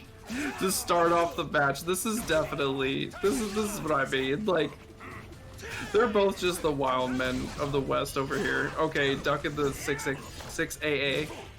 Oh no. Goes for the reset there. Nitty's got to be careful for that legacy. Doesn't want to get hit by the bubble. Ooh. Ooh. Not sure how I felt about that one, but Nitty still keeping the pressure on. That was a really rough whiff on that move. Oh yeah. I thought for sure it would have connected. Ooh, nice 2-2B to counteract the 6AA. You saw that coming for sure. Definitely. Outlaw still staying consistent with his ability to challenge Nitty, even almost to his detriment there. Nitty committing for the soul attack for major damage, and let's see if Outlaw can defend against this. Okay. Gets a good combo damage. He's out of soul charge territory. He's in good shape because he's in Dark Legacy. Oh, gets hit with the 3A though. Nitty blocked the mix-up to great effect. Oh, catches him with a second hit. Gets the AGI off base hold. You love to see it, honestly. Yeah. It's actually it's kind of a pain to deal with in the matchup sometimes, but that... Oh, jeez. Reverse into the wall and huge combo damage. But speaking of combo damage, here you go. Here we go. 6AA. Big damage. Oh, you did. API to the launch. It's out there. And he gets to come in this next round with 2 bars a meter. That's insane. Base hold is so frustrating in this matchup for sure. Absolutely. And the one thing that now Nitty has to be incredibly concerned about is Outlaw still has the chance to burn that meter, come back in, and I believe he's getting pretty close there to getting his early Dark Legacy as well. I can't see it that well, but Nitty's actually doing okay still. He's actually still up 2 rounds. Nice duck on the 6A. Said, Great. That's way too predictable just because my back's against the wall. Oh, nice step by Nitty. This is a big punish. Plus frames. Outlaw got to be careful. Gets the bubble. Oh, nice throw to finish off the round. And with the lethal hit just for good measure. Coming into this next match with that yellow guard gauge is going to be a very difficult situation for Outlaw, given that this is going to be on, match point. Oh, he canceled it. Okay.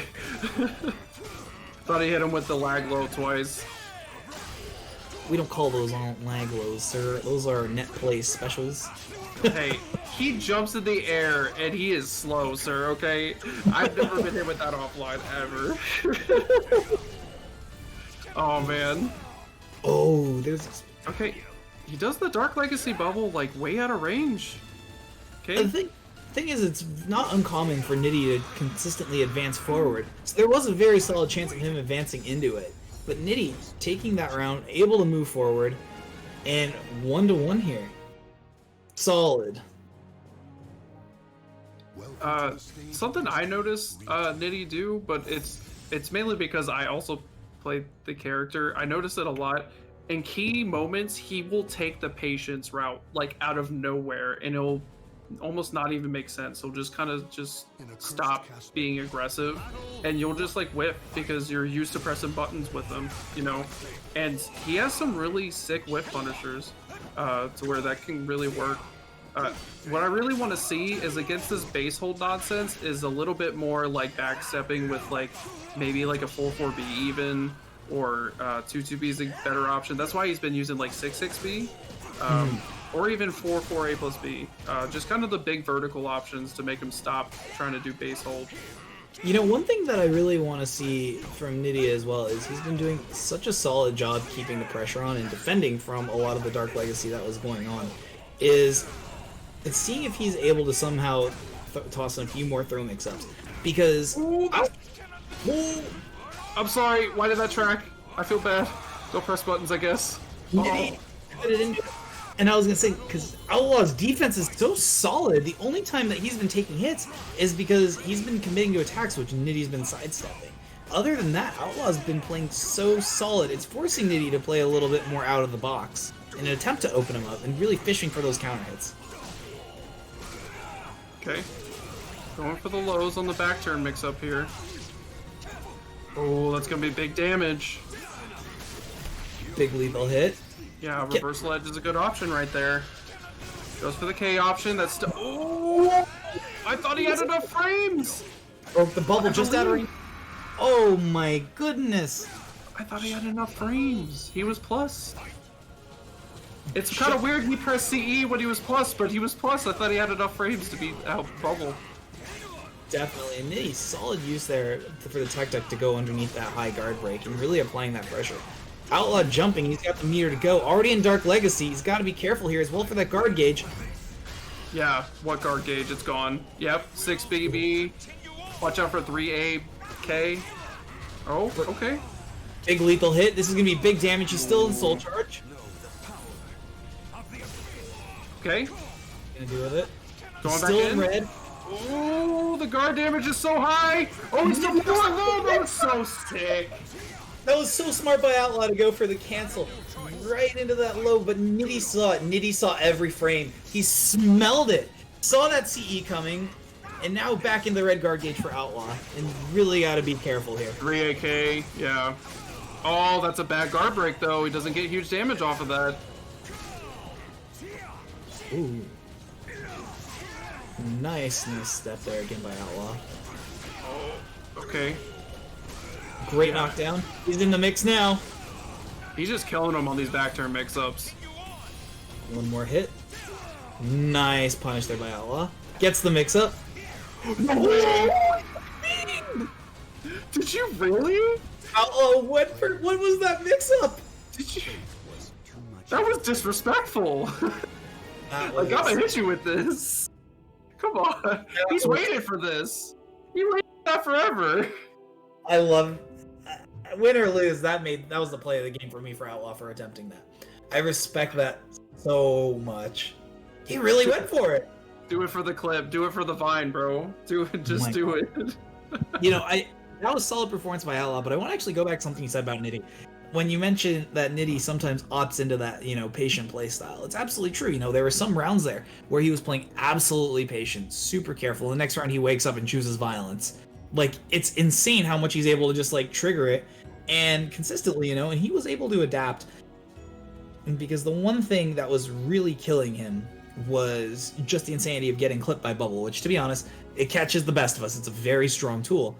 But that being said, is now Nitty, since, that round one when he was able to stop that burst with the, with the 1B, moving throughout the rounds, and kind of being conscientious of it, he was taking calculated risks there, eating some of the hits, but I feel like him being so aggressive in the face of that mechanic really paid off for it. Because I don't believe he got hit by the GI portion of it once, only the bubble. I think the biggest change was actually the stage, because you go from a ring out, and wall stage to total walls, a lot more space. So in a lot of instances, you're going to want to use that 3A, which is obviously a good tool against the wall, or like a ring edge. But in the the other map that they actually played, you have so much space, you're not going to touch the wall as much, which they really didn't. So 6AA is not as scary anymore from like Siegfried's side of things, but also Nitty doesn't feel the need to always hit 3A as like your best option to like, if I put him in the wall, I'm gonna kill him. But if that's your suspected move all the time, you're going to get base holded over and over again. And he got hit by like base hold auto GI, like lethal hit, what, 4 or 5 times? Like it was rough. And that was a game changer. But as soon as they go to like a different map, it totally changes like how you're going to play, because they're so, like I said, they're very buttons heavy. They both definitely were. They took their time sometimes, but for the most part, they're just like, I'm a swing.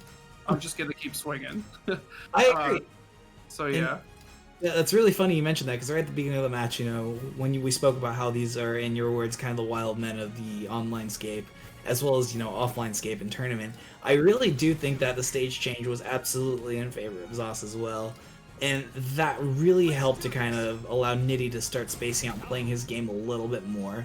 And honestly, it was really solid to see him come back from that first round and just clutch things out. Exactly. So we have here, I'm assuming Sly Tiger, because I don't know another Talum creeping around. Ooh. Okay, and we got Mathlete too. Back on the Keelik too, so I'm wondering if this is a new iteration or maybe an old school classic for Mathlete. I don't know, like previously. I've always seen the Hilda, so I'm down to see this crazy Keelik again. Definitely. And I think this is going to be kind of a departure from that last game, you know. Obviously that, ooh, big lethal hit there. Obviously Two Swords was very wild in his, you know, play and able to catch even the most experienced players off guard. But with Sly Tiger, you know, they do a lot of solid pressure. And that is going to have to be very mindful of in regards to looking out for those mix-ups. His second B on BB whiffed, like, completely. Or, I don't think that's BB, but either way, the second hit just literally whiffed because of how he was angled at the wall. You hate to see it. And Sly Tiger here, establishing dominance across the board, both in terms of, you know, map control here with the positioning and even in damage lead. That being said, though, Mathlete doesn't seem to be shaken. He's actually committing. Let's see if the CE catches. Okay. It's hit with the mix-up. Yeah. Oh, wow, he actually drops it. It's still in. Okay, reversal edge safe. Punish. Oh, it returns the favor. That was actually very, very close. That could have been one wrong guess away from dying on either side, so couldn't Sly Tiger to take it here. But Mathlete goes straight into Soul Charge, says, I won't really want to take this round. Big damage. Alright? No, okay. Definitely. Oh, CE to punish. Fantastic. Big CE there. And stuffs out a whole bar meter as well. With Mathlete kind of being ahead on one more meter here. Going into, hopefully, number 2 round for Mathlete, but Sly Tiger has a chance to kind of take this first match here. Ooh, look at the delay on that back turn here. Mathlete's starting to stay in and being a lot more mindful of that pressure and really opting to attempt to space things out with that movement. They do not want to let them get in, and Sly Tiger doing everything they can to compensate with some more Talon's, you know, longer reaching moves, which is honestly the best case scenario here that they could opt for. Okay. Side sets the BB there. Just goes for like a quick 6K. Big knockdown. It's not a good spot for Mathlete to be in. Guard gauge in the yellow, one hit away, and gets caught on the back step by Sly Tiger, taking the first hit. I can still fight. Yeah, Wow. Sly Tiger kind of took an early lead initially. Mathlete tried to fight back, but definitely hard to, you know, beat somebody who's pretty even with you, like straight 3 rounds in a row or anything like that. So good at Sly Tiger to not break under the pressure and just kind of finish out this first match here. No character switch again. Mathlete is definitely sticking with the Keelik today, so I will stop mentioning it anymore. But I always like Hilda, okay? I'm not trying to do bias. I'm just saying, like, I've only seen them play Hilda, so I don't know. I like it though. I always like seeing Keelik play. You gotta let the man choose what he wants to play. I know you want to see it, and trust me, I understand that passion. But I do believe that this kill like is very enjoyable. And the one thing that I'm really enjoying in terms of like Mathlete's kill like is we are seeing that, you know, spacing, the optimization where it's applicable. But Talon just has so many unique ranges it leaves you at, you know? It's like kind of the joke how GGG will opt for or lab every single scenario, every single counter hit in order to optimize. It really requires that knowledge for your opponent to consistently punish as well if you're not used to the matchup. Yeah, and right there, Mathlete definitely does well in the matchup, but that's a few times I haven't seen anyone duck that guard break hit, and he actually holds it the whole time, so he gets extra guard meter, or extra guard damage, I'm sorry. And no one's ducking it. So that's like little things, you know, because not everybody knows the Talon matchup like 100% because you don't see enough of them.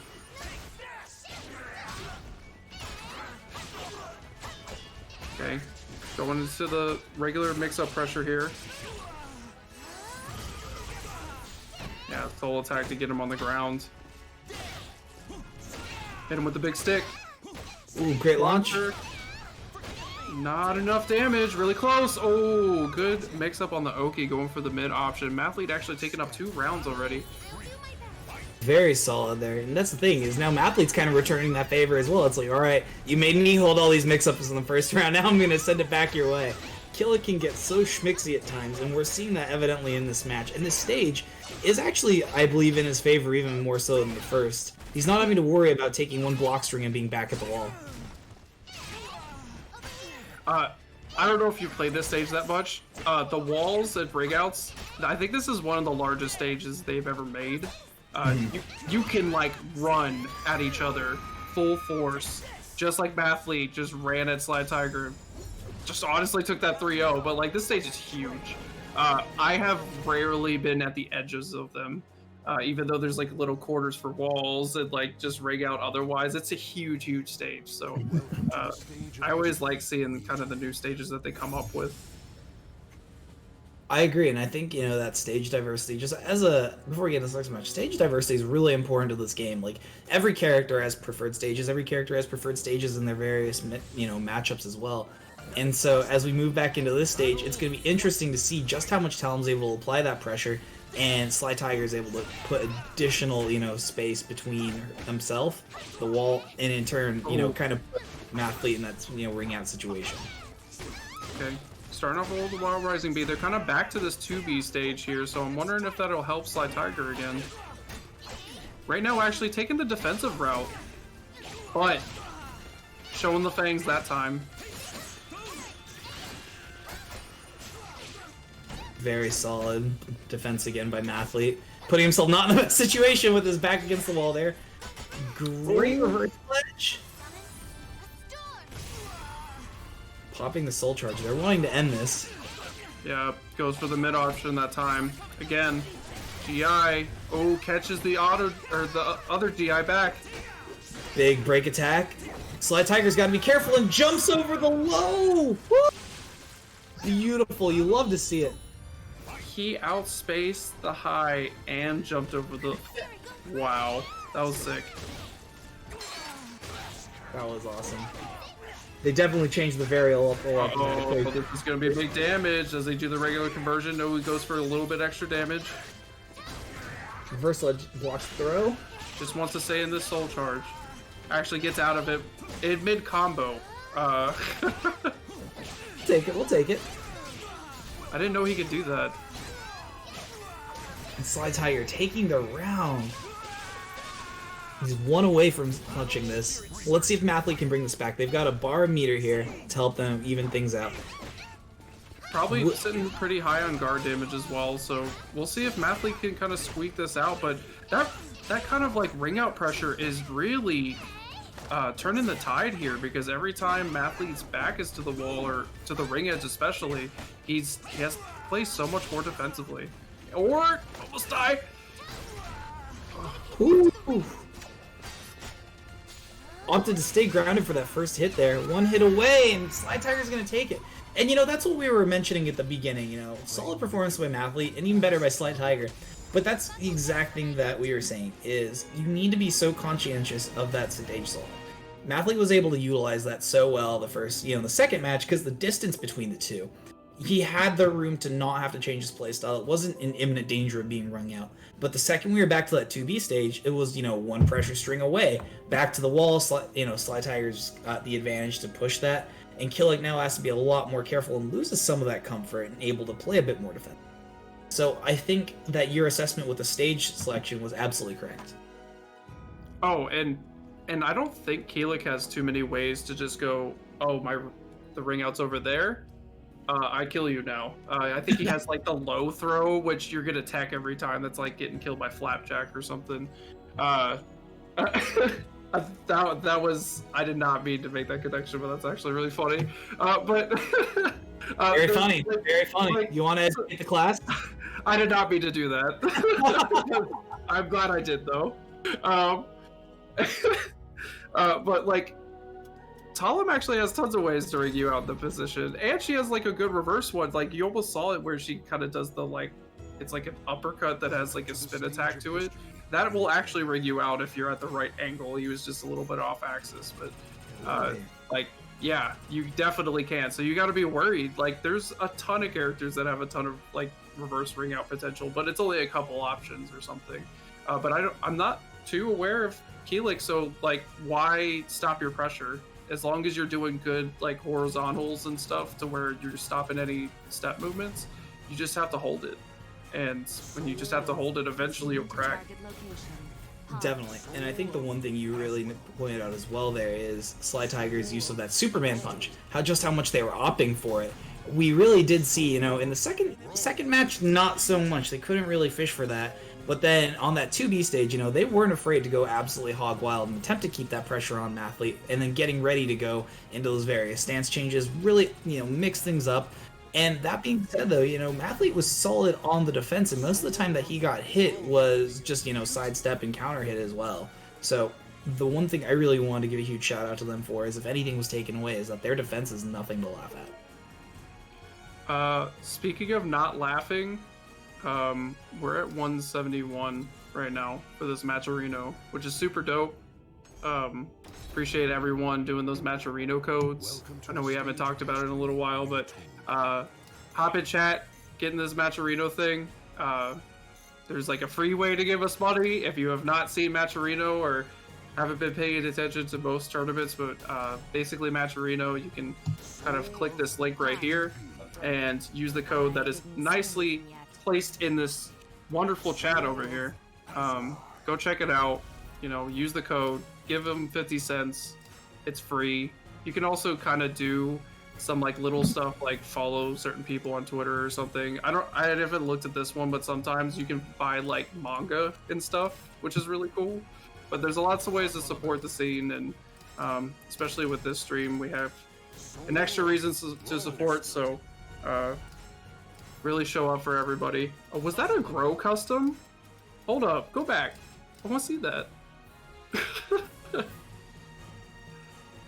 I don't know. Who do we got coming up next, actually? Let's take a peek here. What is this?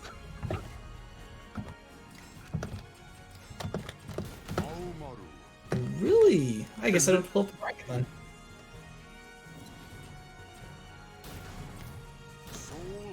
What is happening? I think they're just What are you doing? Nitty, play your character. Stop listening to me. Why do you have this bro? Stop it. that proves you were listening to me. That means I can't give advice. That's not okay. Dude, I can't do it. I don't know how people do it. Is like watch stream and like just play really well. I can't. I gotta focus. Like it doesn't matter. You gotta get in that zone. But let's see. Yeah, go ahead. Oh, I was just gonna say I've been very excited to see this match. Like we were talking about when we had that little quick delay in the stream earlier that we were filling up, is just the opportunity that Florida Man has to play HoW with so much spacing and movement. It's a very different game than Nitty runs, and I believe can kind of play at the edges of his effective range. Should Florida Man be able to block those mix-ups? Have you ever seen Hamaru backstep before? Yes. Oh, 4-4K is really sick. He actually countered 2-2B with a 4-4K. That was insane. But yeah, his so Hamaru's backstep, he's like the only character that when I said, hey, you don't want to backstep against Zaz, you can. You actually just can. Like, you actually get out of 6 BB range sometimes. Really? Yeah, it's a lot tougher matchup than it looks. Definitely, and I mean that's what makes this so unique as well, is seeing Nitty's adaptation to this alleged pressure, if it's going to come, or if Florida Man's going to be able to just continue dominating essentially. Ooh, so close. Okay, he can't ring out from this position anymore, but he can get a nice combo. Big little chunk of damage there. Okay. Is that out? Yeah. That's out. Wow. That was fat damage by Florida Man. Very impressive. Well, trying to duck the throw, which was definitely a good option, but got hit by big mid into the ring out. Nitty coming into this with 2 bars. Interrupts the guard break. Steps the RE. Big damage by Florida Man. Great. Yeah, tries to throw sand in his eyes. He's got the lethal hit stacked up right now. Yeah, you're dead. Big damage and solid technical play by Florida Man there, utilizing the various mechanics in order to get that lethal hit ready to roll. That was gross. Very grotesque. Yeah, that's the real pocket sand now, because he actually like flicks dirt in your eyes as a lethal hit, which is great. Goodness. Yeah, you know, coming from Samurai Showdown 5 Special and, you know, playing that in the lull between Caliber is... I couldn't get away from Samurai Showdown if I tried. My main was never going to get brought in, but I'm still happy to see how Mario in a 3D game like this. Right. And he's actually really sick. Like, he really, really is. I think they nailed down the character really well. And Florida Man really shows off with him. He's definitely one of the few that you'll actually see play this character the quote-unquote correct way. Definitely. And I think that's, you know, it's interesting you say that, because I really don't think there's a, like you said, quote-unquote, there's not exactly a correct way to play a character in this game, because we have so many different playstyles, and although people, whoa, sheesh, that was the correct way to go over the edge, though. Yes, that's the classic 1BB with 2 curses. 4-6B really pushes you really far for that ring edge, or the ring out, I'm sorry. But yeah, there's no, you're right, I'm not saying like there's a right or bad way. It's just you don't really see too many people who have optimized necessarily how Hamaru plays, because he's got a lot of cancel things and a lot of 2D mechanics, right? So if you're not somebody who plays a bunch of different games, I know a lot of us who play 3D games love our 3D games, but you can play 2D games where a big B plus K heavy slash equals half your life. You know what's crazy is Howard doesn't actually have a ton of cancels in his own respective game. He's got way more in Soul Calibur 6 than in where he comes from. That's actually amazing, because I don't know, playing some 2D recently, I feel like that's what is the big difference between like 2D and 3D. Oh, the pocket sand again. He's got 2 bars of meter here to respond on his own as well. Ooh, I like it. 2-2B. He's got a lot of work to get on this round here. Ooh, very good. To sidestep the 6B. He knew he was going to go for it. Ooh, into the 3B. He misses the combo. Nitty's still in. Gets the block. Oh, plus frames. We're going to see a soul charge here.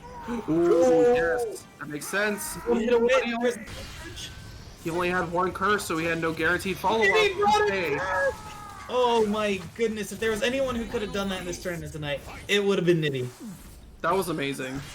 The Glizzy Lord returns. Yeah, and that's actually kind of what I was saying. He got a lot more aggressive yet defensive, right? Because he couldn't just go straight up all out, because Floor Man would be ready for something like that. Definitely. Okay, nice 2K on the follow-up here. That is going to connect here.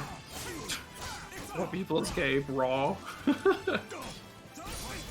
Oh! That's very good. Nitty's got to be careful here. Yeah. He actually pulled it out the perfect moment. I'm surprised. He did not just frame the CE. I really hated when he does that. So Florida Man loves to just frame the CE right at the end as a flex. And instead of like doing some move, he just actually does the just frame input for his it's like a super in other games, but it's like his like critical edge. And every time he does it, I'm like, dude, why? Like, I mean, if you spend the time to learn to do it, and you know not everyone else can do it, you might as well flex, right? You gotta celebrate the little victories in life, and there's ever a time to go ahead and flex that just frame, that's the time to do it. And I mean, that's exactly what you were saying, though, is seeing Florida Man play so solidly and really applying the pressure and unique mechanics. How do you feel about how Nitty played through that overall? Because I feel like he did an incredible job, but Florida Man was just one step ahead of him. I think that's the biggest thing is because Florida Man plays so many characters, he's definitely played Zoslamel a decent amount. So he's going to know what to do, and Haramaru is another character in this game that really benefits from the player being good at being defensive.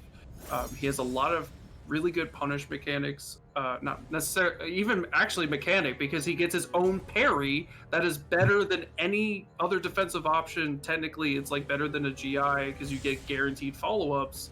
Like, he has his own defensive mechanic, so it's similar to how like Geralt we're going to see here with Yurden, where you just get this really good parry option. But you know what we don't ever see? Setsuka. And Destro actually plays Setsuka, and I love it. I'm excited to see it. You know, I'm not as excited to see if it was Alpha Patroclus, but, you know, I'm kidding. You can kick me off commentary. Yo, yep, that happened. Alright, I'll be taking my leave.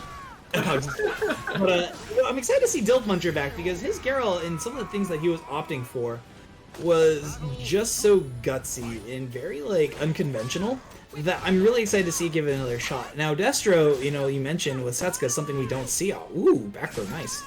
It's something we don't see often. And it looks like they're absolutely able to lock down Dilmuncher for the most part here. I don't know, Dilmuncher's kind of catching him right now. Nice jump. Whoa. I like that.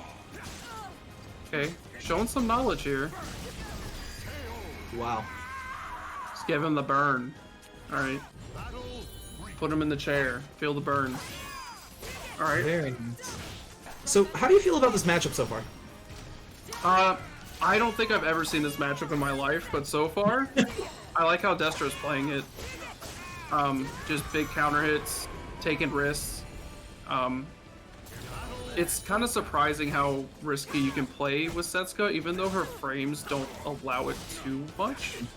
She's actually pretty negative on a lot of stuff, so it's all about big counter hits, like calling out when you want to press buttons, and the big one is that launcher that Destro just whiffed. That's probably like her go-to, I'm gonna press a button in your face kind of move. I think one thing that's also really impressive as well is Destro's, you know, utilization of building up their inherent mechanic via the counter hits, just, you know, landing everything, landing the passive hits, and just getting totally juiced. And Setsuka, I've been told, absolutely gets out of control when they get those meters filled. Oh, with all three of her, like, kind of the Lotus Petal stuff and the moon. Oh yeah, so her soul attack gets a really nice lethal hit, but sometimes you get force pushed to death. And I really appreciate the weapon here. I don't think I've ever seen this Setsuka weapon. Did you notice when she did the CE, she opened up and it's just, it's like a frilled lizard, like, from like Jurassic Park. I'm like, bro, why? Sorry. Oh, we get people sitting on the 2 full bars of meter there. Destro's got to be careful, because Dilmuncher can go for that again unless they burn that meter. Potential ring out situation here. Good soul charge. Get off me. Optimize for the spacing. Okay. Big damage. Oh, is this real? No, it's not. He gets the punish. That would have been so sick if that was a real punish with that CE. Goodness gracious, that was really impressive, and like solid utilization from the various signs from Dilmuncher as well. The one thing that we didn't see him do quite as much as they did in the previous games was really fish for that fish for the rock end. But even then, it's intriguing because these two players are relatively close matched in skill, and we're seeing that really come out to play here with just how much they're going back and forth. And no match tonight has felt like an absolute steamroll, which I really feel like is a healthy state of the game. Oh yeah, I mean we've had our very you know, like I think earlier we had like a 3-0, but we haven't seen that too much. And this matchup is interesting as I'm watching it because when I really think about it, both of these characters are pretty neutral focused. And what I mean by that is essentially you have a lot of just, as long as you have a read on your opponent, you can do well with them in the matchup. And when they're both like that, right now Destro's just kind of going unga bunga Setsuko, which I have not really seen before. So maybe that's why Dilmuncher's kind of having a hard time with this. But Destro's really just, really went for that unblockable setup again. I think the other thing too that's really nice about it is, like you're saying, it's a unique matchup here. Given the fact that I do feel like Geralt's got a bit more range than Setsuko in this situation, but Setsuko really wants to capitalize on all of those counter hits. Unfortunately, you know, you're against Geralt, who doesn't leave many opportunities to be counter hit. It's very interesting to see where Destro has been finding his openings in order to really push that advantage. Yeah, it goes. It's gonna make me laugh every time. I can't believe I've never seen that. I think it really goes to show, like, I really just don't see this character very often. Absolutely. Great step there by Dilmuncher in order to get around that break attack. That had to have been a tech trap. That was so much damage. Great Yurden. Ooh, he's got the lethal hit ready. And that's out. They went for the charge K. Things you love to see. The charge kick through the ring out. I can't believe you did that. That was awesome. Big damage there from Dilmuncher as well. I think Destro's got to recover from that little mix-up. Yeah, that was awesome. Ooh, actually ducked the interesting. Okay, has the lethal hit on deck. Gotta be careful here. Burn him. Yep. One more hit. Went for the 4-4B in order to catch the quick rise. The 4-4BB. Very interesting choice, and that panned out incredibly well by Dilmuncher. Yeah, he's starting to figure out what Destro likes to do. Destro actually has to start being defensive here. He can't just run his game plan. Oh no! He's got both lethal hits available. Because you know what happens if you land that 1B lethal hit, right? No, tell me. You get a free CE off of it. And Nice. that's going to push him to all 5, I believe. Okay, I love to see it. Maybe he doesn't want to try to go for it again because it's a little bit linear. Nice with the soul attack with the full resources here. Gotta be careful. He can't be looking for that lethal hit too much here. Oh, he catches him with the wall rising BB! Disrespect! Oh my goodness! Disrespect right at the end. Right at the end. That is so awesome, man. I'm absolutely... I don't know why, but every time I'm watching Dilmuncher play, this is like... For me, you know, there's a lot of discussion about like what entails SOULCALIBUR. This is true caliber. It's like high level play. You know, the most analytics of technical play, high level. But for me, the essence of this game is just like the fact that there's goofy stuff you can do at high, you know, viable goofy stuff at mid to high level play that really allows these players to define themselves. And like Dilmuncher just being an absolute gormless stallion is impressive. He commits harder than my ex-girlfriend to treating me badly. It's impressive. That was rough. Oh no! Just like that combo, man. It just goes right up against the wall. Oh no, we almost did it again. Jobin. I'm liking this. He's starting to feel himself. Dilmuncher's kind of on top of these routes here. And Destro trying to pull it together a little bit. Going for these lows. Yeah, that's guaranteed. He stuffed the Ard. I thought that was a Yurden for sure. But Destro actually returning that disrespect is actually starting to pay out in spades for him here. And allowing to keep that pressure and really challenging Dilmuncher. If you're going to play so disrespectfully, I guess I'll just return the game. Yeah, gaining the confidence back. Going back to this is my turn, this is my game again. Oh, huge whiff though. Mom said it's my turn on the neutral. Oh, great! Is this going to be out? I think so. Jeez. What a comeback by Dilmuncher. Just snags that one. You know, for a moment, because he can't readjust anymore, I didn't know if he was going to get it or not, but like the perfect angle. Ooh, interesting there. Opting to run up after that GI, sitting on 2 bars of meter here. They might not need to use it. Then again, you don't really ever want to count Dilmuncher out, as we've seen in this matchup between these two players. Opting for the cancel to follow up with the lethal hit. He does it again. Big damage. I believe they have the second lethal hit ready. They've got to be careful. Uses the Ken to get through it. He went for it. He's so wild. He went for the lethal hit and they clashed on it. That's amazing. Things you love to see. These two players going at it. Yeah, but you're always going to see this launcher because it's actually super safe and it's one of her better tools. So he kind of went to the go-to option and Dillmuncher basically had to just know that, you know, like in that last moment. Dude, he went for Axie. He's so brave. I don't even know what that move does, like, to help him. I've never seen that, like, go well. Yeah, so, I mean, like, against players who actually do it a lot, like, I've had the opportunity to, like, use on a few other players. And, like, if your player likes to space, wow!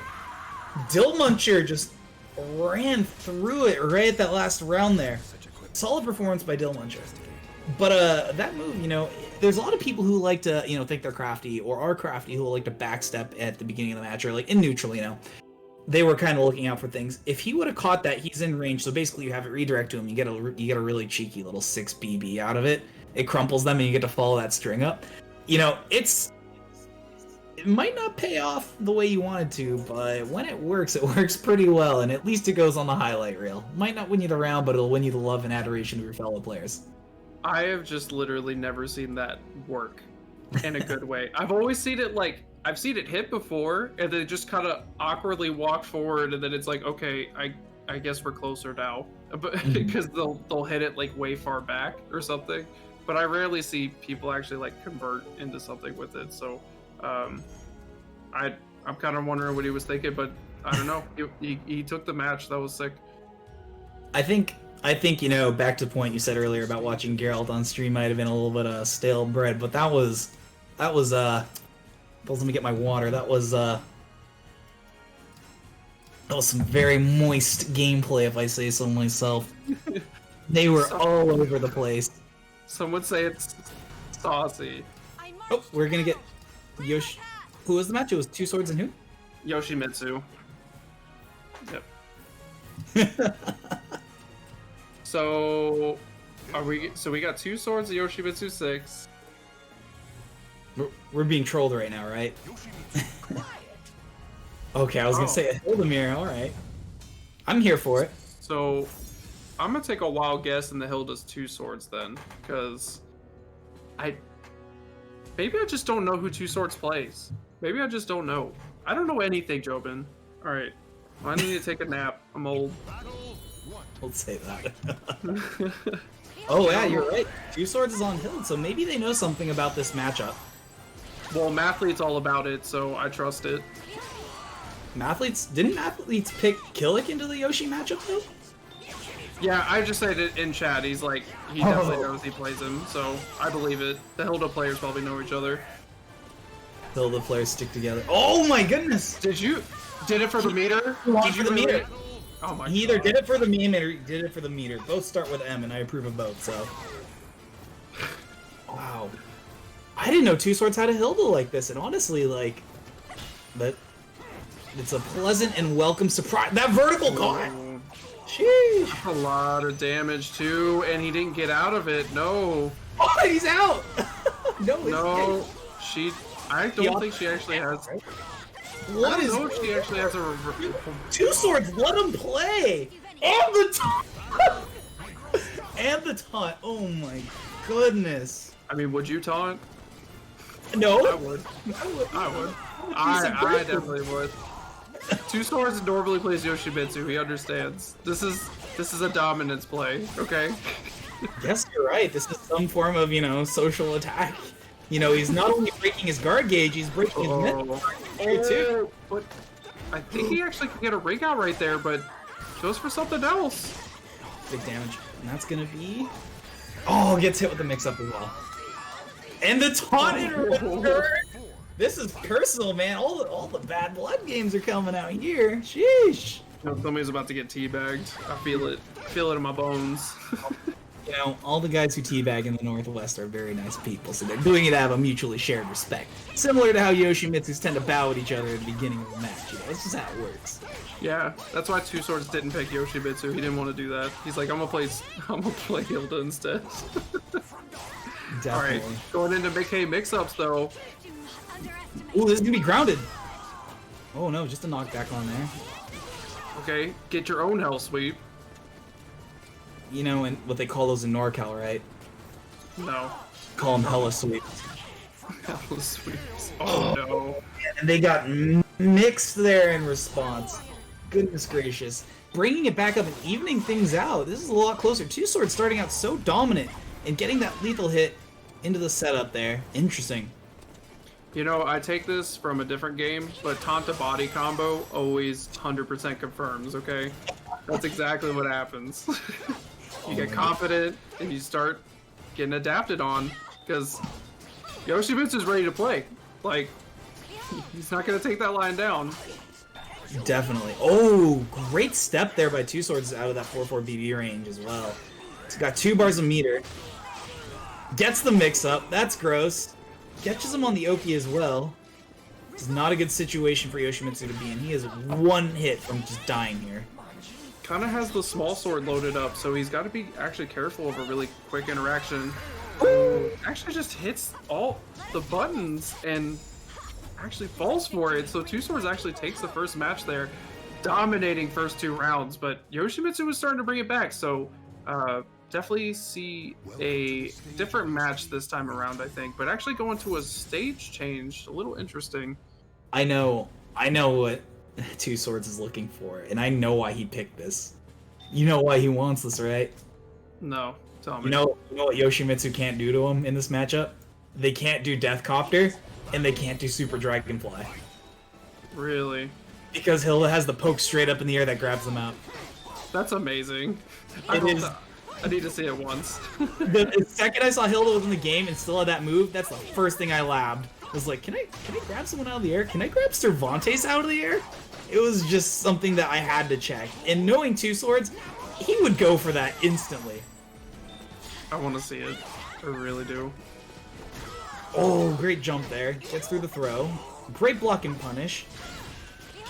You know, it's interesting because Two Swords is able to contest so much of Yoshimitsu's pressure here and catch him in his own, own mix-ups in response while he's blocking his, and now Yoshimitsu's in a really nasty crouching 50-50 from Hilda. I'm trying to just figure out what they're doing here. It's a lot of small caliber going on, and I'm always surprised how Hilda actually plays in this style, where you have to do minor pokes and just take little risks, but then she just takes a big risk and you like die for it. She hurts so much. Like damage. I don't know why, but I forget she has a giant spear for a weapon and should do a lot of damage, but sometimes I'm just always like, yo, like she's got a grip of damage on a lot of things. I'm telling you, man, if they were a knight, they'd be Lancelot. Right. Ooh, great damage there from Yoshimitsu, taking it around. Very, very solid. Going for the delay there, definitely was probably expecting it like a full crouch 3K there, and then ducking prematurely and getting hit with the mid. Definitely. And I think the other thing that's really insane to see is the fact that Two Swords is absolutely committed to these 50-50s and keeping that Oki on as well. Even opting so far as to go for the ring out there. Just holds block, doesn't want to get hit with the ring out right here. Goes into soul charge and you're dead. Perfect. I could feel it. I could feel it in my bones, man. That Death Copter came out. Two Swords was ready. He's been waiting for this. He's been waiting for this whole time. Right. Oh, they came down early. No, don't do it. Don't do it. Are they listening to the commentary? Goodness gracious. Mute while you're playing. Come on. We're spoiling it, bro. Yeah, right. Oh, my God. 2 bars of meter here from Yoshimitsu. Let's see what they do with it. Oh, nice duck. Ooh. You know what really I'm starting to see a little bit is maybe just a matchup knowledge thing. Two Swords definitely taking it there, but you know Two Swords is gonna know the Yoshi matchup, right? Is Yoshimitsu 6 gonna know the Hilda matchup though? Because like in a lot of situations he was just, I'm definitely right, but it wasn't like guess situations. It was definitely, I know what buttons to press in optimal ways, and there was some times where it almost looks like Yoshimitsu was trying to like second guess himself a little bit, when normally, you know, in other matches we saw him going crazy, and we just didn't see that as much. So good on Two Swords. I don't really know why, but that Hilda was sick. I liked it. I mean, I'll tell you why that Hilda was sick. It's because Two Swords was playing it. Fair, very and fair. I think the one thing too is like Yoshimitsu 6 was like actually really solid to see. Like he was attempting all of those, you know, those cancels that he was doing earlier against Sly Tiger. He was attempting to keep that pressure on. But the thing is, in a situation like this where you're against a character who can completely disregard a lot of your, you know, arbitrary stuff, because they could in theory throw out longer range moves, catch that before you do it. And or even in a more extreme case, you know, when you're opting for like heavy punishes on, you know, Hilda, or you're opting to like get that, you know, crouch stance and go for a mix up off of 3D, they have just as many strong answers from crouch as you do what you're about to do to them in that state. And it forces a really interesting dynamic where it's like, who's going to go for what first and who's absolutely ballsier in the situation, because it forces Yoshimitsu to rethink their next actions. But solid performance by both of those players once again.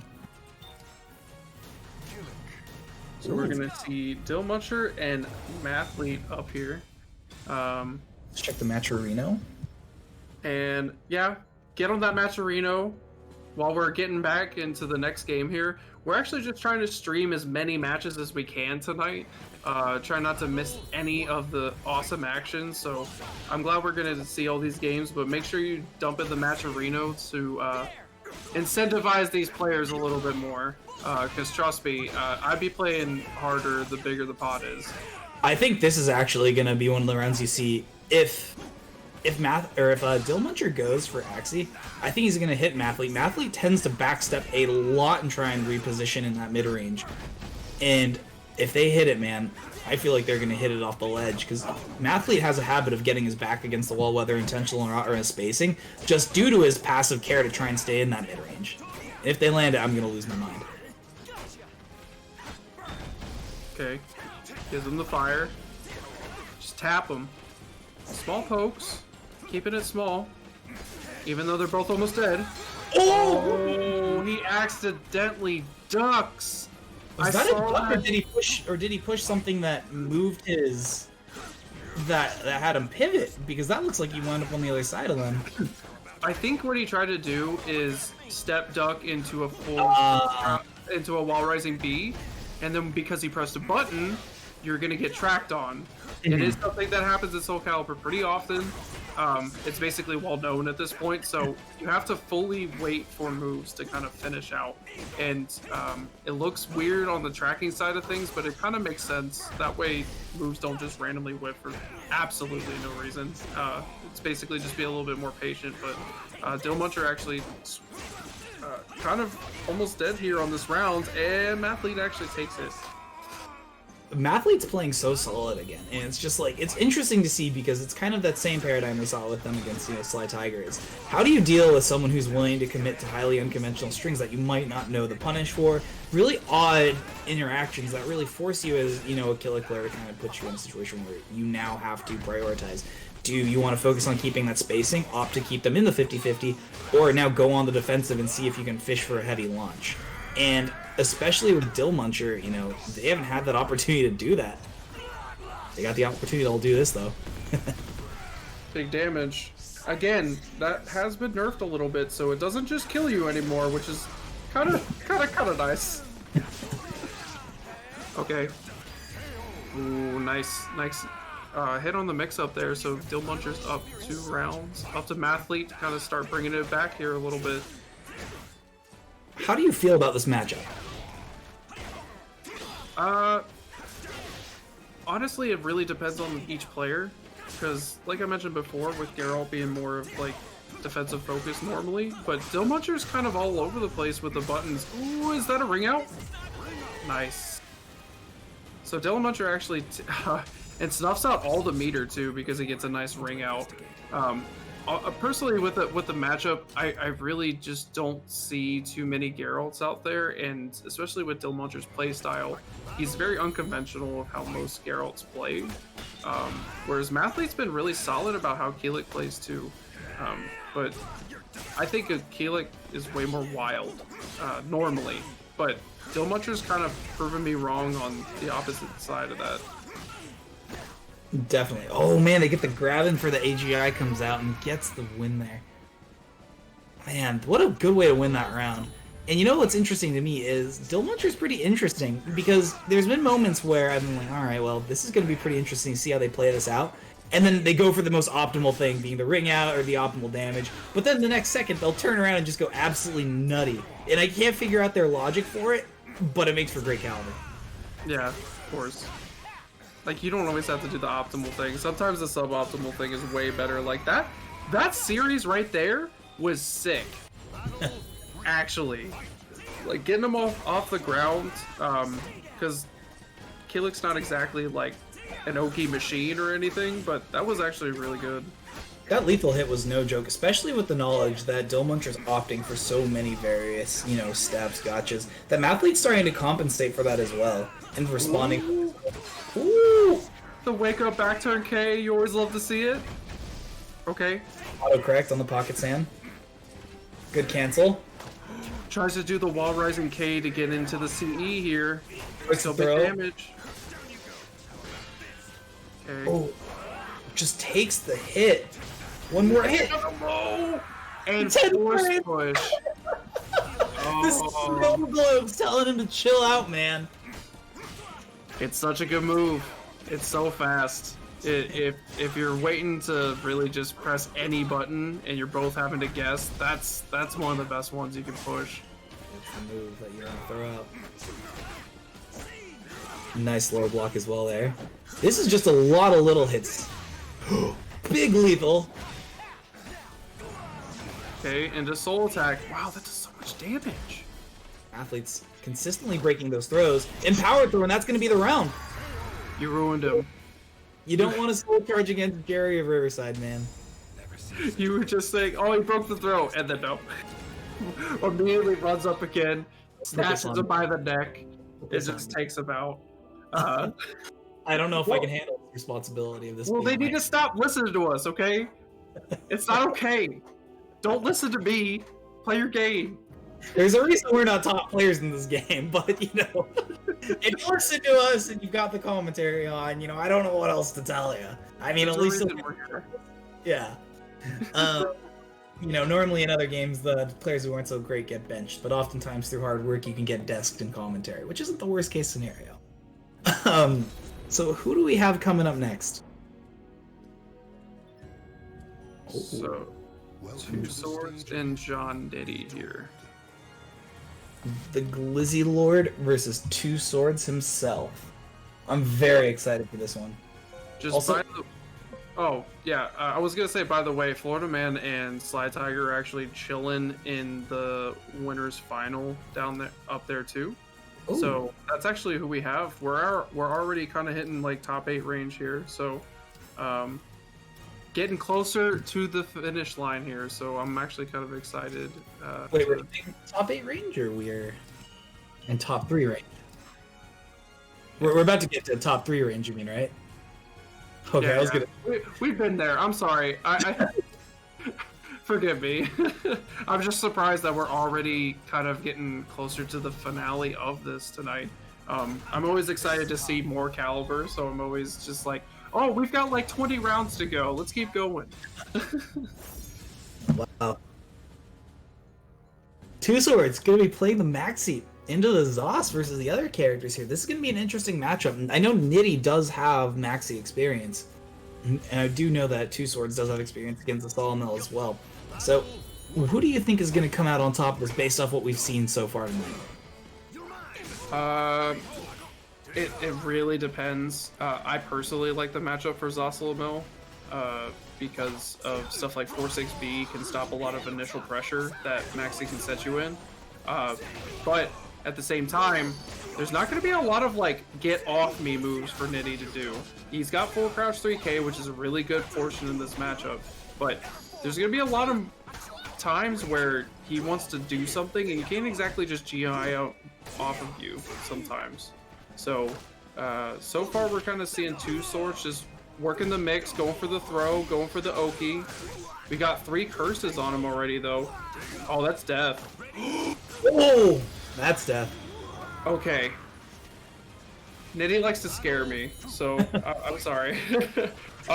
Appreciate the fat raid by Ragnarok, by the way. Probably finishing up their tournament there, so appreciate everybody checking out this one here. We're actually getting closer to the end here with Nitty and Two Swords, and we kind of just started this match, so... Not missing out on anything except for some awesome Soul Calibur between these two players. Two Swords has been on an absolute tear tonight, going through 3 separate characters, and then Nitty consistently making his way through the bracket with that Zos play, just 1 round away from taking this first match. Yeah, I don't think Nitty will ever play a different character. He found the character early, like a lot of us did, and we just stuck with it, because you don't really need anyone else most of the time. Zasamel's a very good character. Great step there, and he hits him with the foot lettuce. Two Swords sitting on 2 bars here. Might see that soul charge. Went for the back turn Heaven's Guard. Gets the step. That's out. So sick. You powered him up. Look at that counterplay.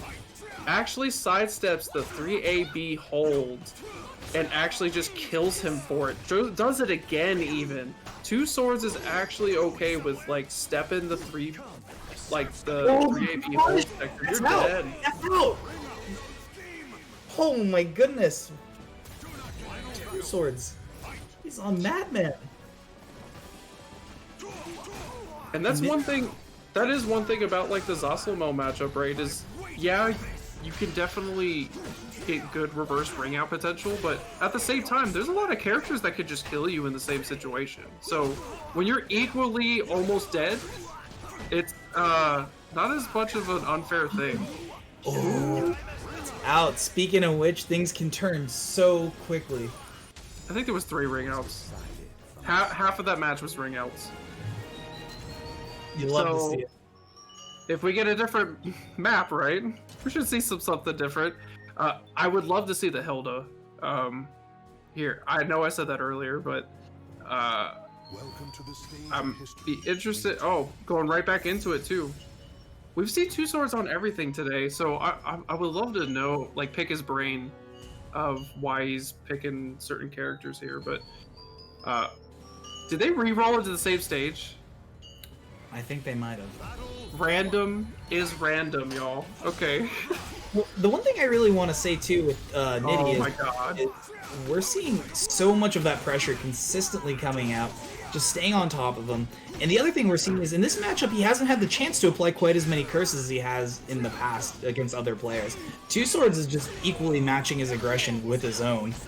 I mean, it's paying off in spades, especially the fact that I don't think I've seen Two Swords 6A plus B once, and he's still tearing it up.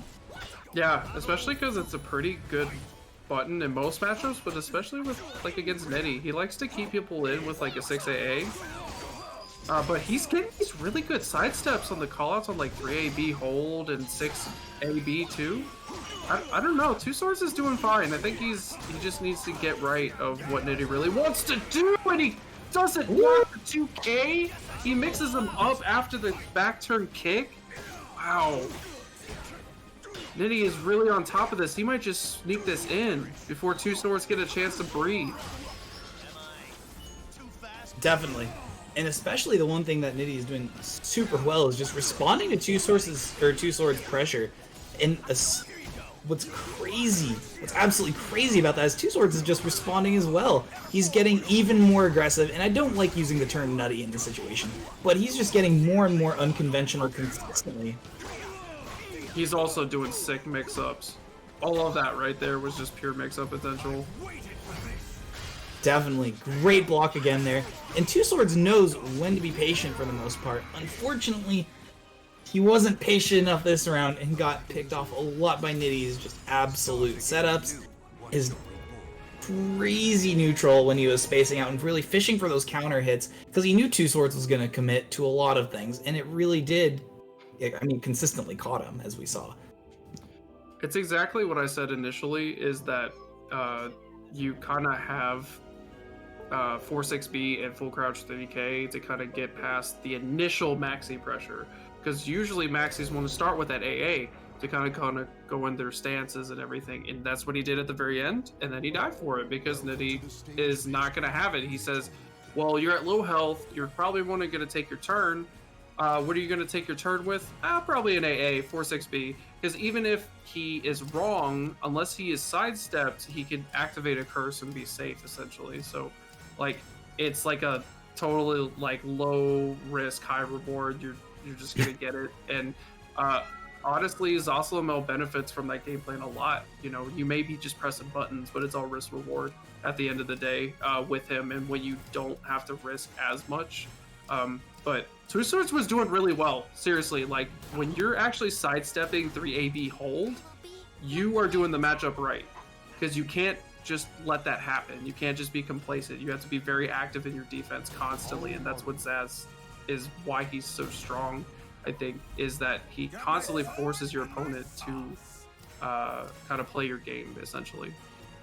I think the one thing, too, you know, to kind of continue on your point of Two Swords doing so well, before we get into this next one really quickly, is you're right, they were absolutely passing knowledge checks. You know, we saw them duck and then go for the immediate CE punish for the ring out. They're on top of it. But looks like we're coming into the next match here between Sly Tiger. Oh, winners finals. Winners finals between Florida Man and Sly Tiger. Interesting. I'm excited to see this. Let's see how this Haumaru deals with Sly Tiger after tonight, because these two players have been on absolute warpath between each other. Okay. We're getting excited to see this matchup as well.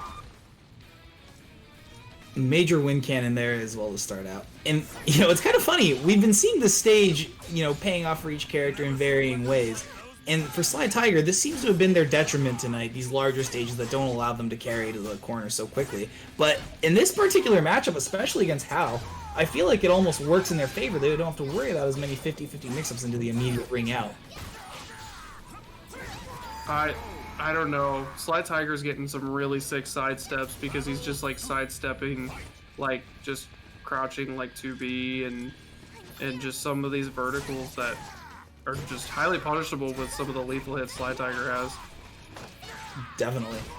I mean, Sly Tiger is not afraid to be opting for those lethal hits as well. We've seen them take a step back and really position themselves fishing for them.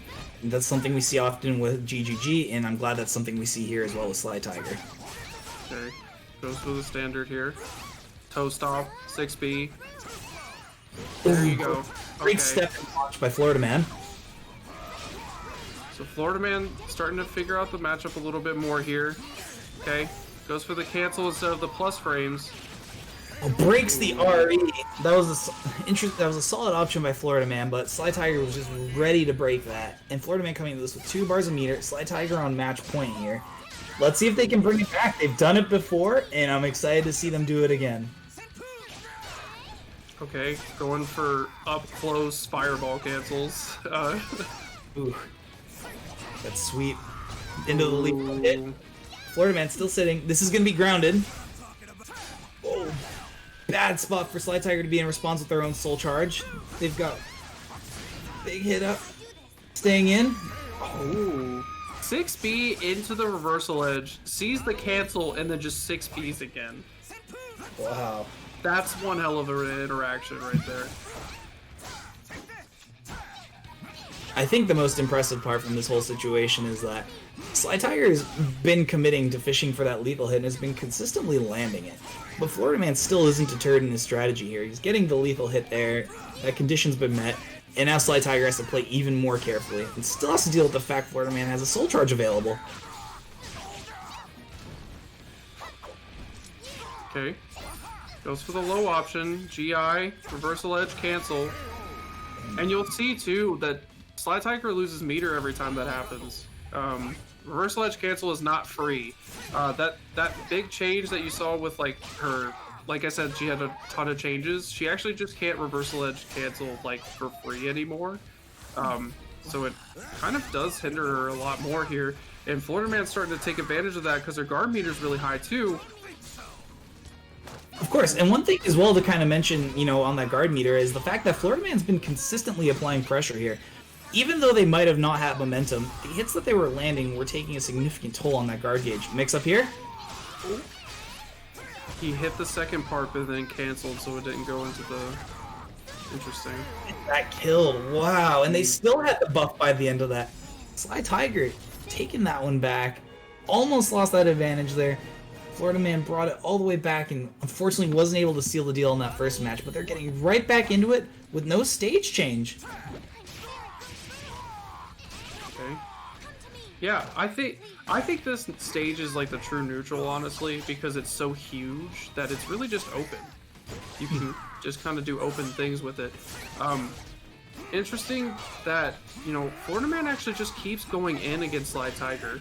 I don't want to just say like backstep fixes everything, but like Talon being much more of a short-range character, the times I see Florida Man doing well is when he's getting out of range and then coming back in and doing big damage. Like right there, a good 6B, yeah, good 6B, goes into the stance, goes for the mix-up, like just as soon as he backsteps out of that, yeah, see, again, I really hope he is not listening, because that would be terrible, but we have done things like, we found out that like Haomaru's backstep is better than people's like run almost sometimes. It's very interesting just to watch sometimes. You know, speaking of something interesting to watch too, is Florida Man's choice of when he opts to soul charge is very interesting. It's not like he's doing it inconsistently, but he's almost saving it for not just a momentum shift, or even just kind of a get out of jail free card. It's almost like he's kind of keeping an eye exactly when Sly Tiger is going to be at that optimal range, where he's now going to be able to push his game, push them off, and really reset things and catch them outside of stance. You know, they don't want to risk getting some weird mix-up happening involving them mid-flip. Oh, of course. And for Haomaru's side of things, like 22A is really good at clipping, you know, Talon out of the air. She can still jump over some highs, so sometimes it still happens, but he's actually doing really well on these jump ins here. Ooh, they got the wind bear stance up. That's going to be a big game changer there. The Sly Tiger is able to put Florida Man in that mix-up, getting them dangerously close to that wall there. Great duck and punish. Yeah. And catches the backflip. Woo!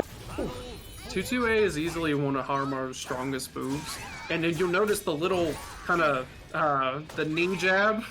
I want to call it something else, but the knee jab he does, that's actually just 2B, like in crouch, and it's like something like I-14, like it's that right there. It's really fast. It's really good at like catching out some things, and it's a fantastic punish. Definitely.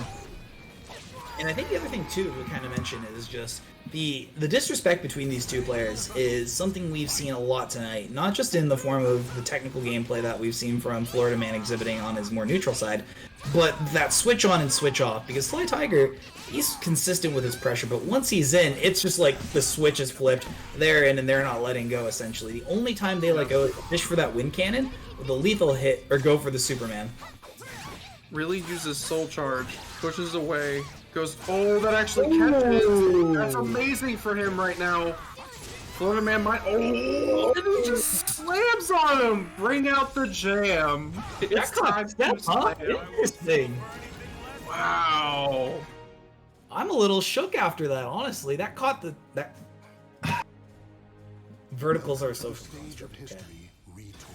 Hey, like I said it earlier, you can't press buttons. And for especially with her kind of like mini sidestep in the that situation, she's almost forced to press buttons. So unless you kind of sidestep the move and then predicted that, you're almost always going to get hit by it, but not by everything either. So Florida Man actually took advantage of that though. He ran with that momentum. Definitely. Okay. Great punish on the wind cannon. Man, Florida Man is not afraid to chase them down at all. He drank the sauce on him, dude. He drank the whole gallon of sauce and hit him with the unblockable. That's disgusting. Florida Man drinks mid-flight. Florida Man lights sword on fire and punches small girl. Florida Man kicks them off the stage. I mean, it reads like a real headline. Unbelievable. The stuff writes itself, bro. Oh man, truly impressive. You could literally search anything that this man is doing on this character, and probably is a real headline. Wow. Speaking of real headlines... Is he gonna catch the attack? Oh, what? That happens? I learned a thing today. I learned a thing. I didn't know that picked up off the ground. This is actually winners finals, by the way, too. So we're actually gonna be waiting until we actually get to 3 matches won before we declare a winner for this round here. You're telling me I get to watch more Soul Calibur? I'll take it. Yes. Oh, no punish on the 2-2-AB, but falls for it this time.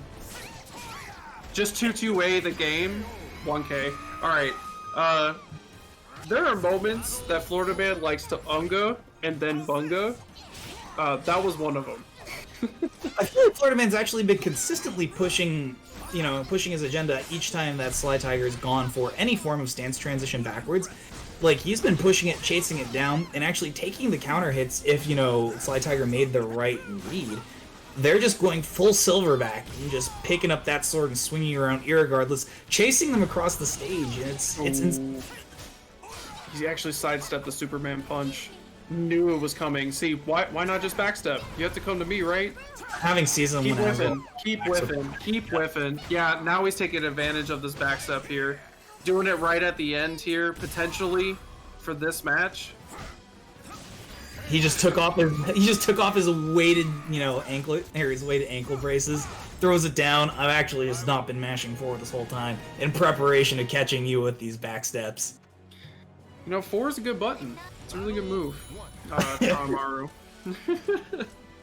Oh, looks like we might have a technical issue here. We had to plug the stick back in. Oh, got it. Someone put their hitbox a little too hard down at the venue. They sat on it. Oh no. I know. I've seen people do it, man. It's rough. Gotcha. Looks like they forget their stick is on the. Is he changing the song now?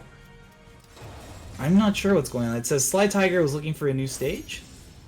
Oh, gotcha. He wanted to re-roll stages.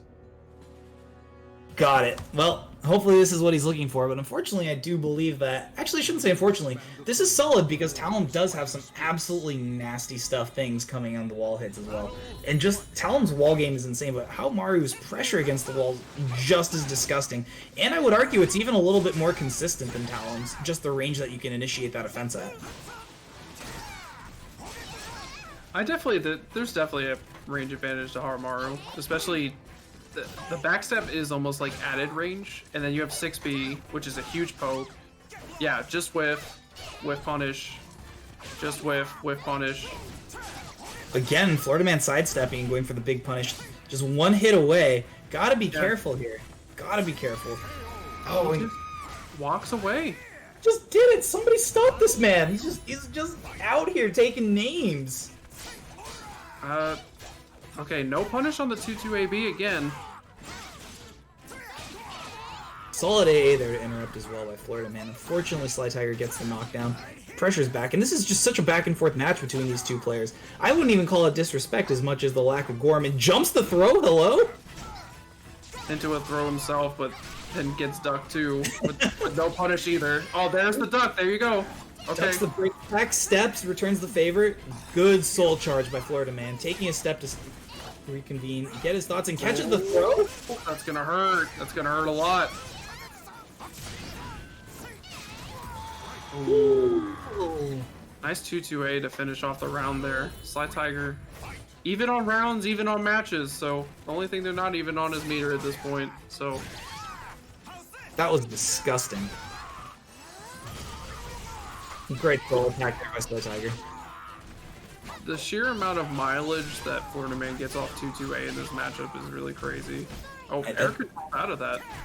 You're dead. That's out. That's out. Yo, is that Sausalamo? Florida Man kicks a small girl off cliff while backflipping. Yeah, so he has a reverse ring out off of his back command throw, which is pretty sweet. Welcome to it. Tech back. Great punish again there as well. Florida Man's incredibly consistent on some of these punishes, but others I do know it seems like he's not able to quite catch them just in time. But, you know, that might be more of a knowledge thing in this situation. That being said, for any gaps of knowledge he has, he makes up in terms of sheer, you know, unga bunga. He's bringing out the Donkey Konga bongos and just banging his way to victory on each of those workouts. I think the bigger part is not so much matchup on Florida Man's side, but a little bit more on Sly Tiger's side. Really? Yeah. There's definitely some key moments. That was just a mix-up, so definitely understandable he got hit right there. But there's some key moments. So I've called out a few times. Florida Man on a few occasions has done 2-2 AB, and frames are escaping my brain right now, but that is definitely punishable because the whole point of the 2-2A mix-up, and he's doing it a lot because when you backstep so much and you have a giant horizontal that's really fast, you have that mix-up into the 2-2AA, which is the low, and then 2-2AB, which is the mid, but it's a big, decent launcher that you get follow-ups off of, and because the damage is so good, it's definitely negative. And it's like very punishable, and every time he does it, Sly Tiger just stands there and still blocking. So I think there's a little bit of hesitation from Sly Tiger's side, and he's gonna have to start figuring something out. It's not like every day you face Haramaru. Honestly, there's really not. We've said it for a few characters already tonight, like Setsuka and Haramaru are probably the two characters I almost never see online or see people actually like lab and figure out. Mm-hmm. I think that's a solid point as well that you're making, and we did see the consistency of Florida Man to continue pushing the attack after, especially might not have been traditionally considered his turn due to Talon's reversal edge cancels. But additionally, you know, Sly Tiger responding with every time that they would start getting caught out, you know, we were seeing the adaptation, the step launch, kind of returning the favor to Florida Man. Additionally, for Florida Man, one thing he was doing to great effect in responses, he was allowing himself to just give in to that more aggressive nature. And by pushing, you know, Sly Tiger to the edge, you know, really able to turn around the situation, he was able to score so many ring outs and bring rings back, you know, those rounds back from the, you know, brink of loss point. And it was very consistent in the fashion he was able to do it. Unfortunately, Sly Tiger wasn't quite able, I feel like, to adapt to that playstyle there towards the end. Like, the first round, they were doing it solid, but the second, you know, like we had mentioned with that larger stage, and as we might move to the smaller stages, they now had their back against the wall and had to essentially compensate for that additional pressure. Honestly, what I noticed is first match, I didn't see Florida Man backstep at all. And then he started getting a couple punishes, and he's like, okay, backstepping is working. And then that's all he did after that. Like, there was a moment it clicked, and he was like, okay, I could just do this, and I will probably be okay. And that's... He has a very, very good backstep. It gets you out of so much pressure. But we got Nitty here, and Dillmuncher, again, bringing it back in the loser's bracket. Winning. But he's up against the boss. Oh man. Let's see if Dillmuncher takes care of this. He's used Ken for such solid effect every single game this night. He just doesn't care, and he already has his lethal hit ready off of his 6-6 BB. Okay, that's into the wall. Okay, good conversion here. Okay, you get more off of that. Oh, almost dead. It's a hit. I think Dillmuncher is one of the Geralts who I've seen do so many raw signs that they get their lethal hit immediately within 40 seconds of the first round, consistently. Yeah. I don't really see Geralt usually get that lethal hit condition like going, but he actually just uses it all. Yeah, I'm really impressed by it, you know, and he's not one to be afraid of like fishing for the second one either. We saw him fish for that 1B lethal hit at least 6 times to no effect, unfortunately, but I feel like this is the game we're gonna see it. If against anyone, he's gonna land it right now. Very unfortunate drop right there. Nettie could have possibly finished out the round right there with a close combo and then Oki, but he just gets a 2K instead, and Dillmuncher takes the round. Definitely. How do you feel overall about this matchup? So I hear from a lot of Zoslamels that they like this matchup, but I personally don't like this matchup. But the way Dillmuncher plays, I would like it, because like for me personally, Zoslobel has a hard time playing smaller caliber.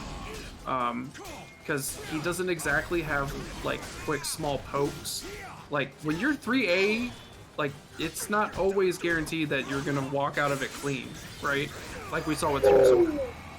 Great step off the wall, rising BB into 3B. I apologize to interrupt you, but that was so. No, you're okay. That was very good. No. But yeah, because Geralt kind of normally slows the game down.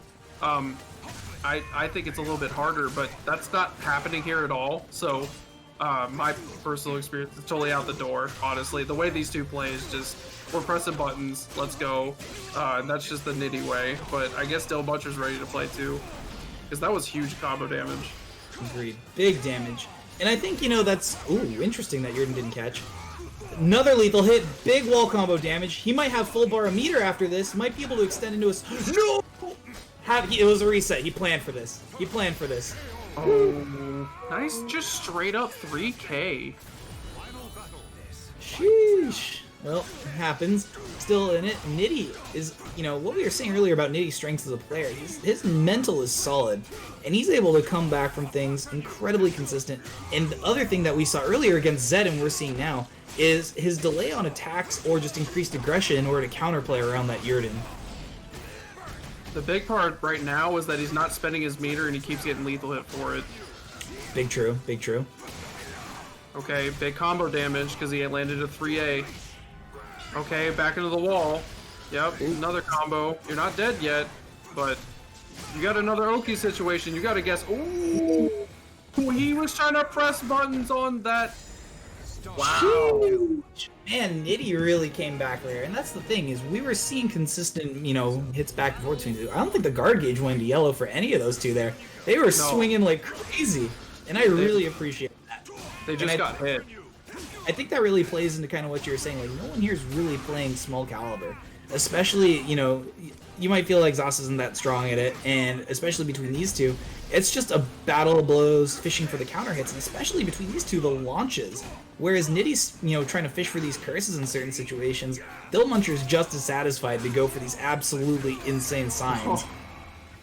This is purely West Coast play right here. Like, just full face into controller, we're pressing buttons today.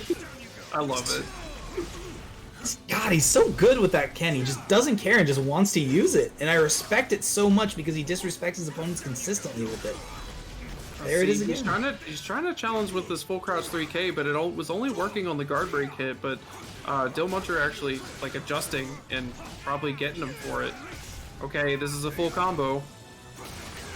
Okay. Big damage. Yeah, he went for the full combo damage instead of the reset or anything. Gonna hurt. He's got sign ready. Lethal hits up. And he just finishes with a BB. Goodness gracious. And coming into this next match, he's going to have that lethal hit available. And he's not afraid to go fishing for it to the detriment of his own positioning. Ooh. Again, he's getting blown up for it. Oh, use your meter. And not even a meter. He just...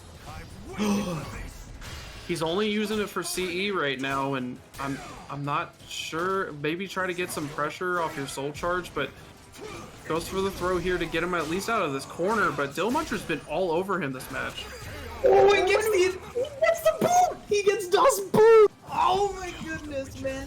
He charged it up, and I'm honestly over myself because the options that, you know, Muncher's using right now, going for the 3B off of the empowered Igni was so smart in that situation because he knew it would put Nitty just at the range to get that exact situation on him. And he doesn't care, dude. He's insane. But Nitty is also able to keep up with this kind of incoherent playstyle. I shouldn't say incoherent, that's not correct. With this more unconventional playstyle and still manage to keep things in a more contained space, playing into the Solomel's strengths. Right. Because at this point, Nitty is playing way hyper defensive because Dill Muncher's been all over him, but this should be death. Or not. That's okay. That's okay. I didn't do that. That was not me. I didn't hear anything. I do not see anything. Yeah, that's... I don't know if you know... Do you know anything about his forward throw changes? Where's the Solomel? Yeah. I do. And it must probably hurt your soul every time that happens. Yeah. Because with 3 curses, that's a lot of damage. Do it again. Do it again. He's really just 1v Sparta kick throw. What is happening, dude? Bounced him off the wall for the grab. It's so impressive. What are you doing? He's landed more of those in a game than I've landed in half a year. Seriously? That's insane. I love. Okay, goes for B. Good option.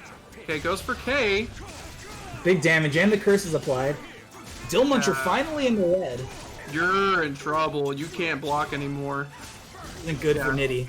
This is not good for Nitty. Catches the tech. I think he's fine. Oh, he hit a button! Somebody, hey, put that on Twitter. Put that on Twitter.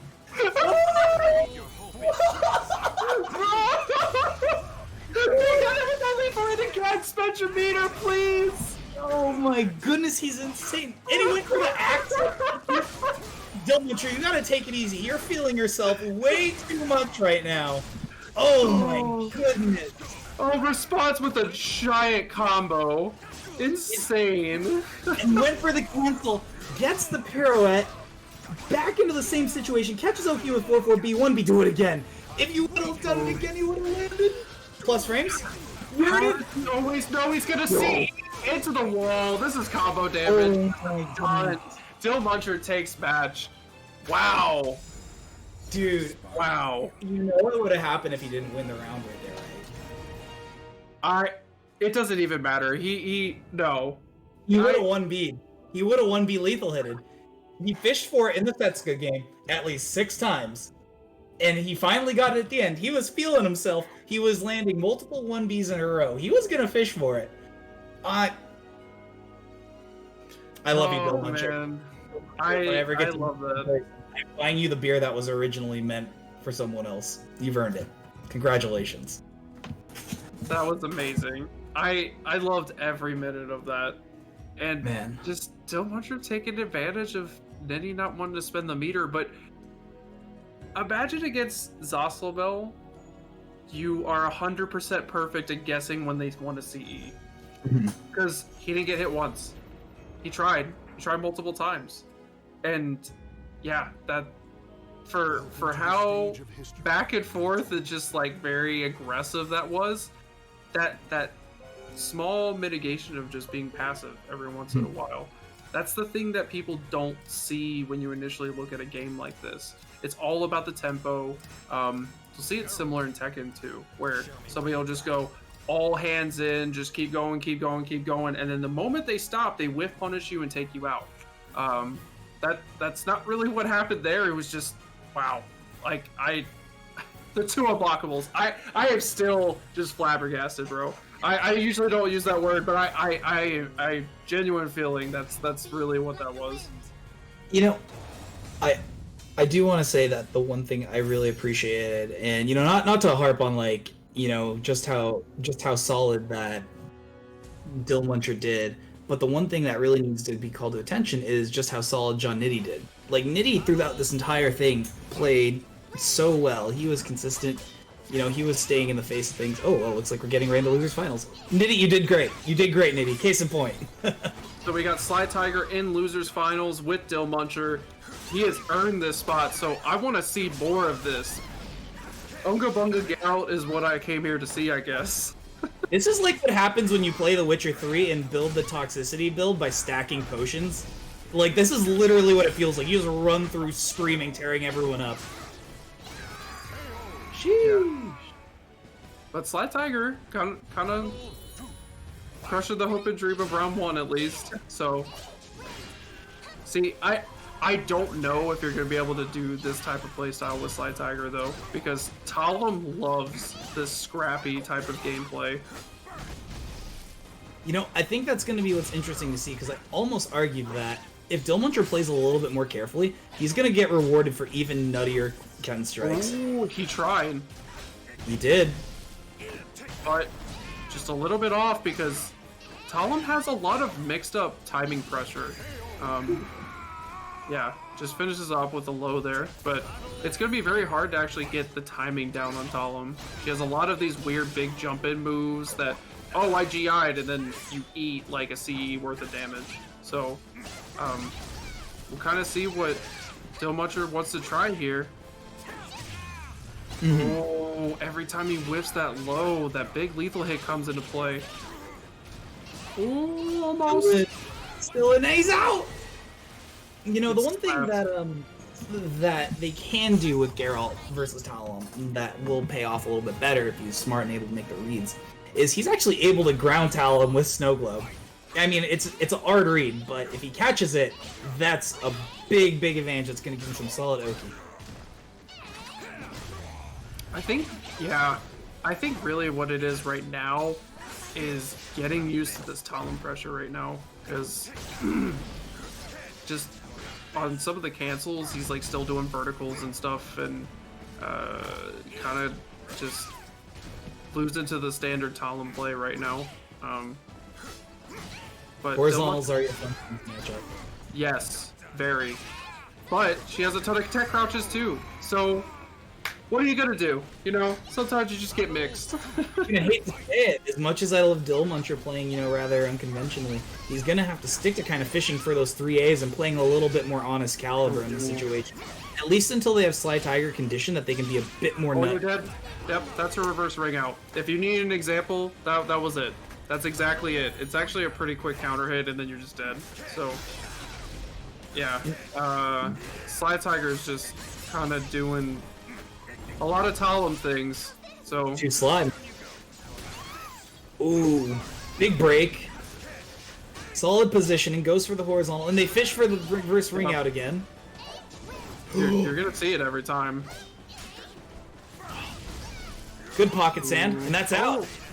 Oh, nice. Okay. Great cat. There's some sign of life. Dillmuncher's coming back. Signs of life. You kidding me? Dillmuncher's been at like, his BPM's at like 200, so it almost seems like he wasn't there.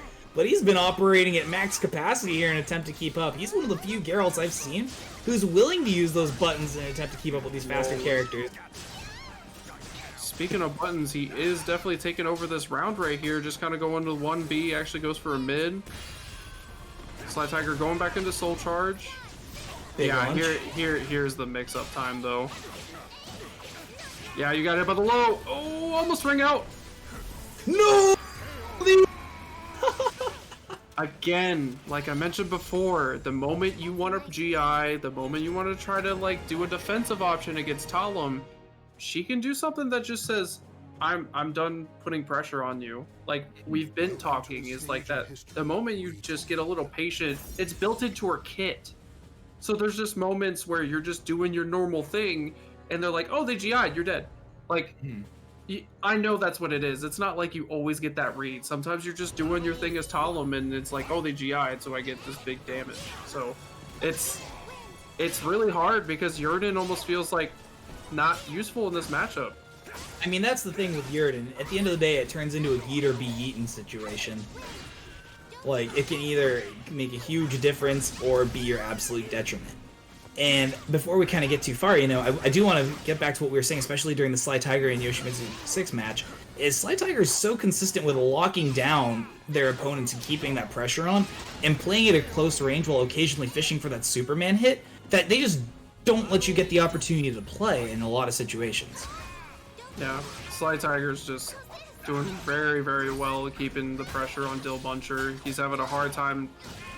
It's not like there's going to be a lot of get off me moves, and he's putting them in a lot of kind of spacing situations too, where, you know, you're not expecting to be at a certain range or... Okay, there it is. He actually catches with the Yurden here. Into the wall. Woo! Goes for the throw. That's broken. Oh! Breaks the throw again. Wall comp! You're still in! Okay. Sent all of his life force energy to Dillmuncher to help him maintain the absolute stalwart mental it took to hold up during that mix. But the big thing is that he has to guess right so many times in a row to actually get the, like, payoff to actually winning the round there.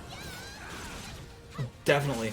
And the one thing that we already saw as well is this is not a good situation to be in for Sly Tiger because he had that. Oh no! It's okay. It's okay. Maybe he wants to save it. Oh, top. He did wake up CE and he got stuff for it, but it was free, so it's fine. Goodness gracious, man. We knew the man would land that lethal. And now he gets another one. Carrying them to the wall.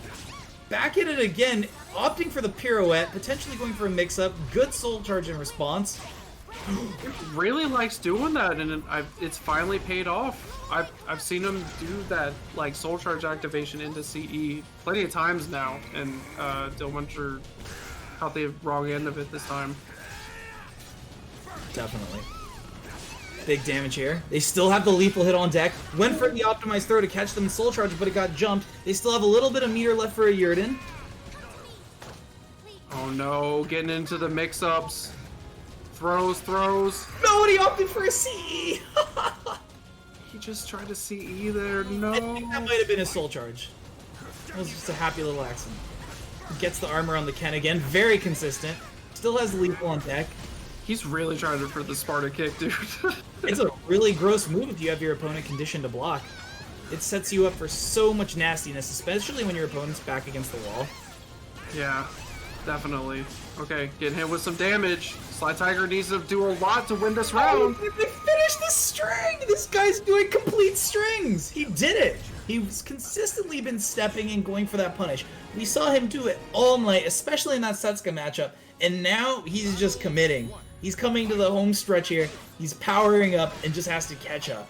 And whether he's able to do it, we'll see. But Sly Tiger is incredible at the adaptation. Sly Tiger's still up 2-1 on this Losers Finals match, so Dillmuncher still has to take 2 more, and after that round, wow. I didn't even get to talk. So, Sly Tiger taking the first round already. Coming back with authority.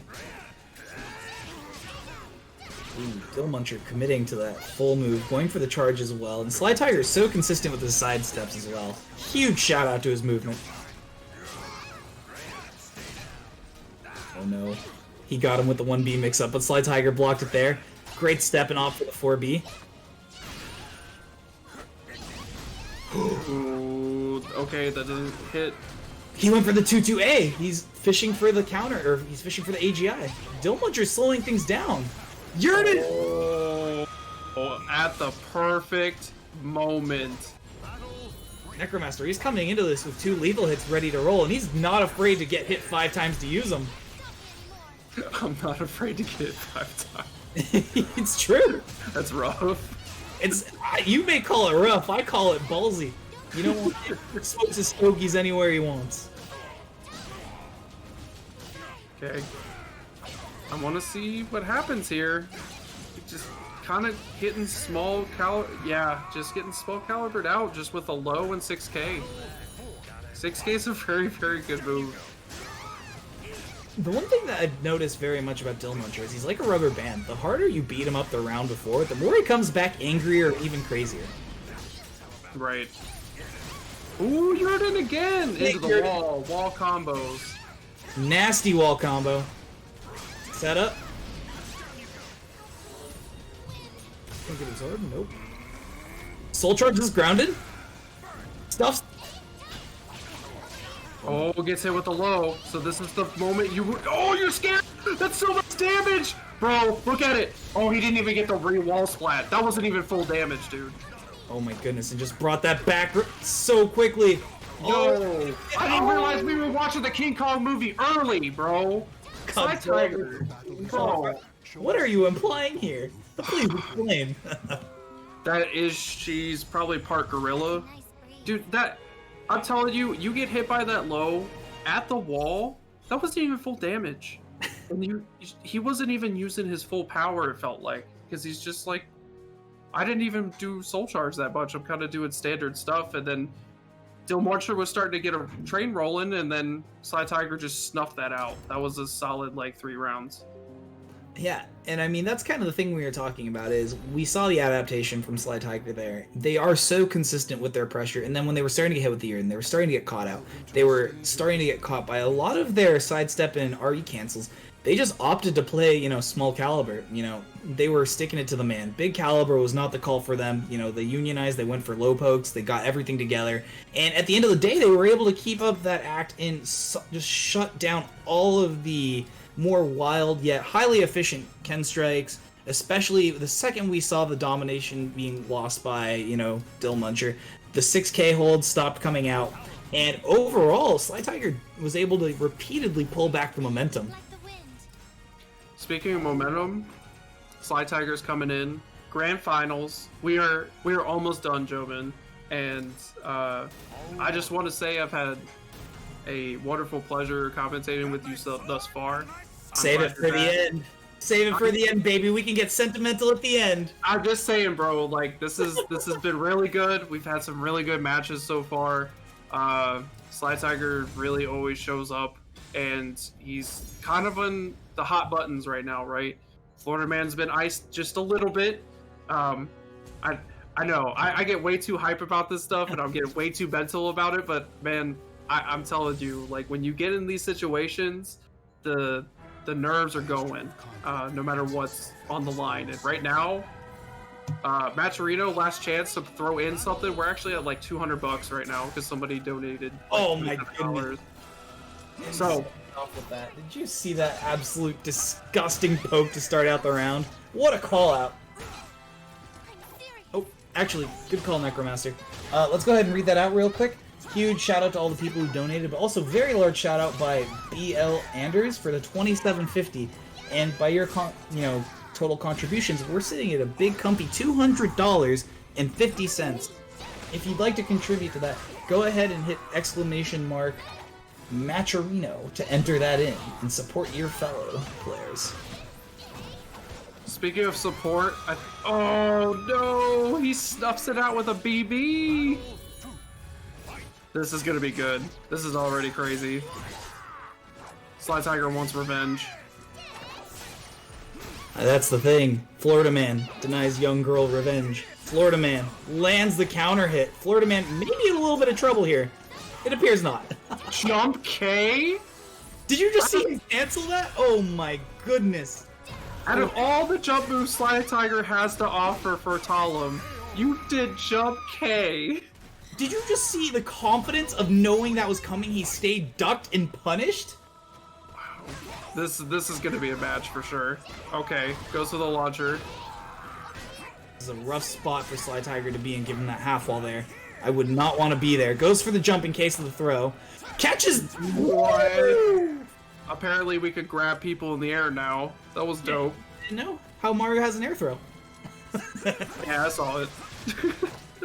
That was disgusting. Roll up throw? Alright. Florida Man is trying to get...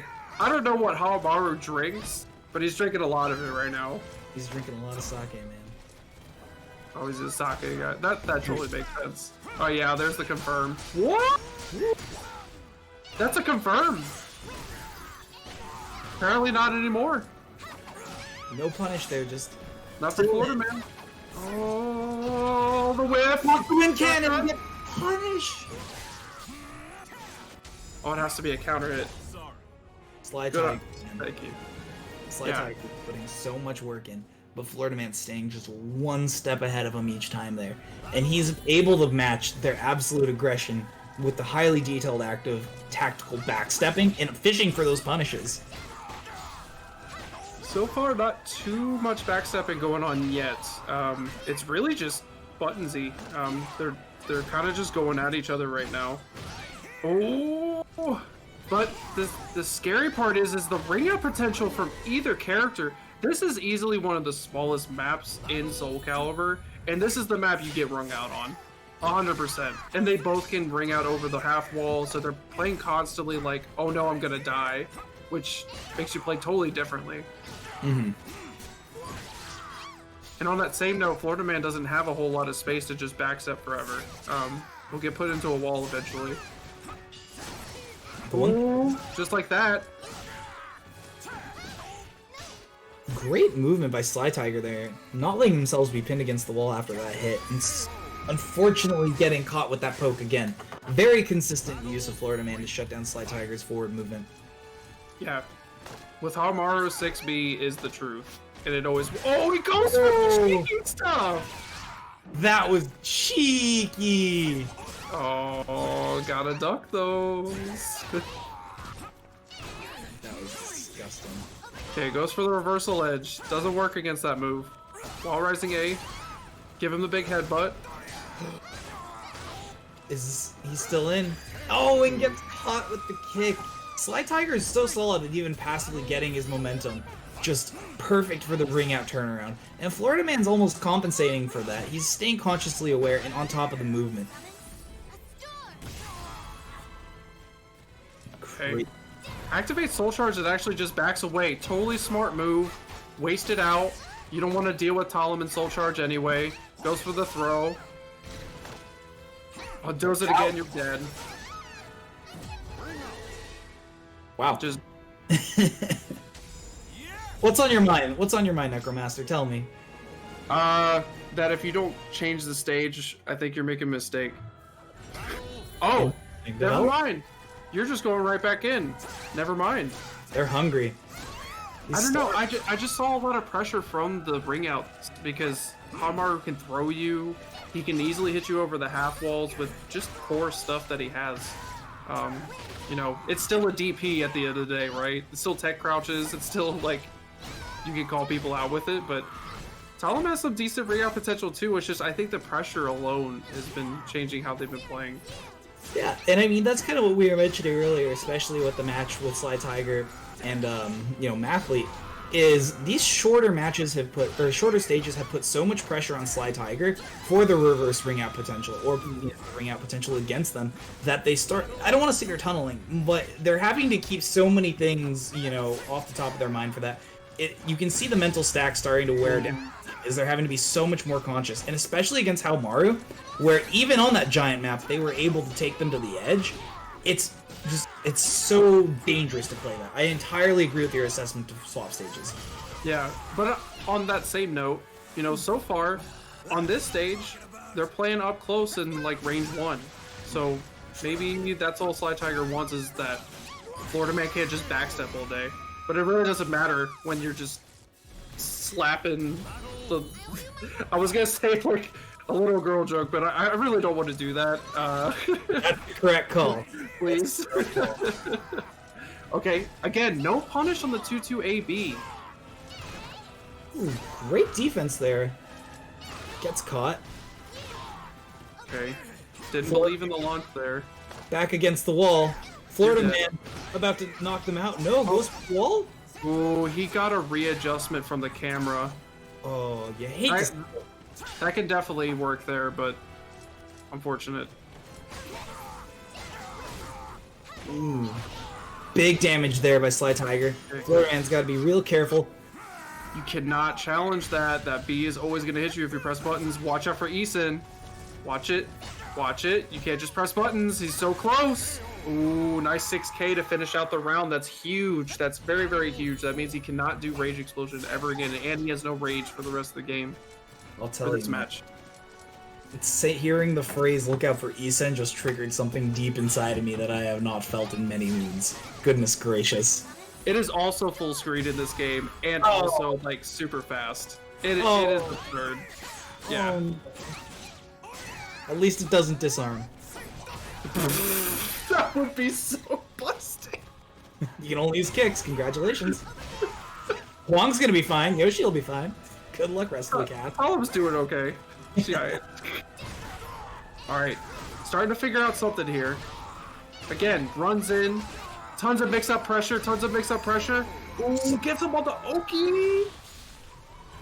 That was very good by Sly Tiger. Now they're starting to open Florida Man up a bit more. But let's see if Florida Man's able to kind of maintain that spacing and reestablish that solid game plan they've been showing off all night. Because honestly, at the end of the day, once Sly Tiger's gotten the momentum, it's really up to Florida Man to step back and reestablish that, you know, that stage control. He has hit him with the AAB every single time. I genuinely, I really think Sly, has a little unfamiliarity with the Hamaru matchup at this point. Definitely. It's these small things that are killing him. Like, yeah. That's just really good on the pocket sand. Once you have that lethal hit, it's really, really solid. Florida Man, taking another one here. Wow. Well. Or I can't count. We're done. We are done indeed. I am so sorry. We can't count. That was definitely me. I'll take that. I'll own that one. I think the match might have been off by one because I thought it was one. It might have been a little itty bitty hiccup, but you know what? I want you to know that this has been a very, very solid experience for me. You know, it's great to come back and like I love nothing more than to come back and see absolutely goofy off the wall caliber that like you watch this and like it hurts your head in the best possible way. It's like eating a popsicle too quick, getting brain freeze, and then just like looking at this and being like, man, I want more of this. I love this. This is so goofy. And when I say it's goofy, like it's the true sense of like players being able to like really establish themselves, their playstyles, and as they hone their playstyles a bit more, become more optimized, like I really hope players are able to hold on to that essence of just like what makes them and makes them unique. And we saw a lot of that tonight. So many great players. This is a great example of when you actually go to offline events, you'll always hear about how, yeah, those guys from Michigan or something play like this, or these people from New York play like this. And it's like a very old school thing, and I really love it because I think West Coast Caliber is easily the most like just baller mode. I'm going in most of the time, like even some of the most patient people have that like random switch where they'll just go, okay, I'm just gonna go full buttons with you because you won't stop. So I always really enjoy it, and I actually really, again, I really enjoyed commentating with you. It was really fun. Never commentated with you before, and I'm glad you're back doing some stuff. Missed your face. You know? Yeah. You know, I mean, it was fun to get to commentate along you as well, and like, I don't want to take up too much spotlight because honestly, like, it belongs to Florida Man, everyone else. But like, I'll keep it short. Like, it's very sentimental to be back, and I'm happy to be back. So I'll leave it at that. Oh, for sure. And then, yeah, shout outs to Battle Lounge over here. They put on a very good tournament. This is not easy to do, y'all, especially with Parsec. I know there was, I guess, a little bit of issues earlier on, but like seriously, they fixed it, and we're all good. Like that shows easily the adaptations IRL are actually what really show when people have a lot of passion and a lot of wit to get out of situations. So seriously, thank you for having us here. I really appreciate it, and yeah, I don't have much else to say. That was just a good, solid tournament. I haven't, like, I don't know. It just ran really well for me. I really enjoyed it. Definitely. And I'm going to go ahead and throw it back to the Battle Lounge and Faustian guys. Thanks a lot, guys.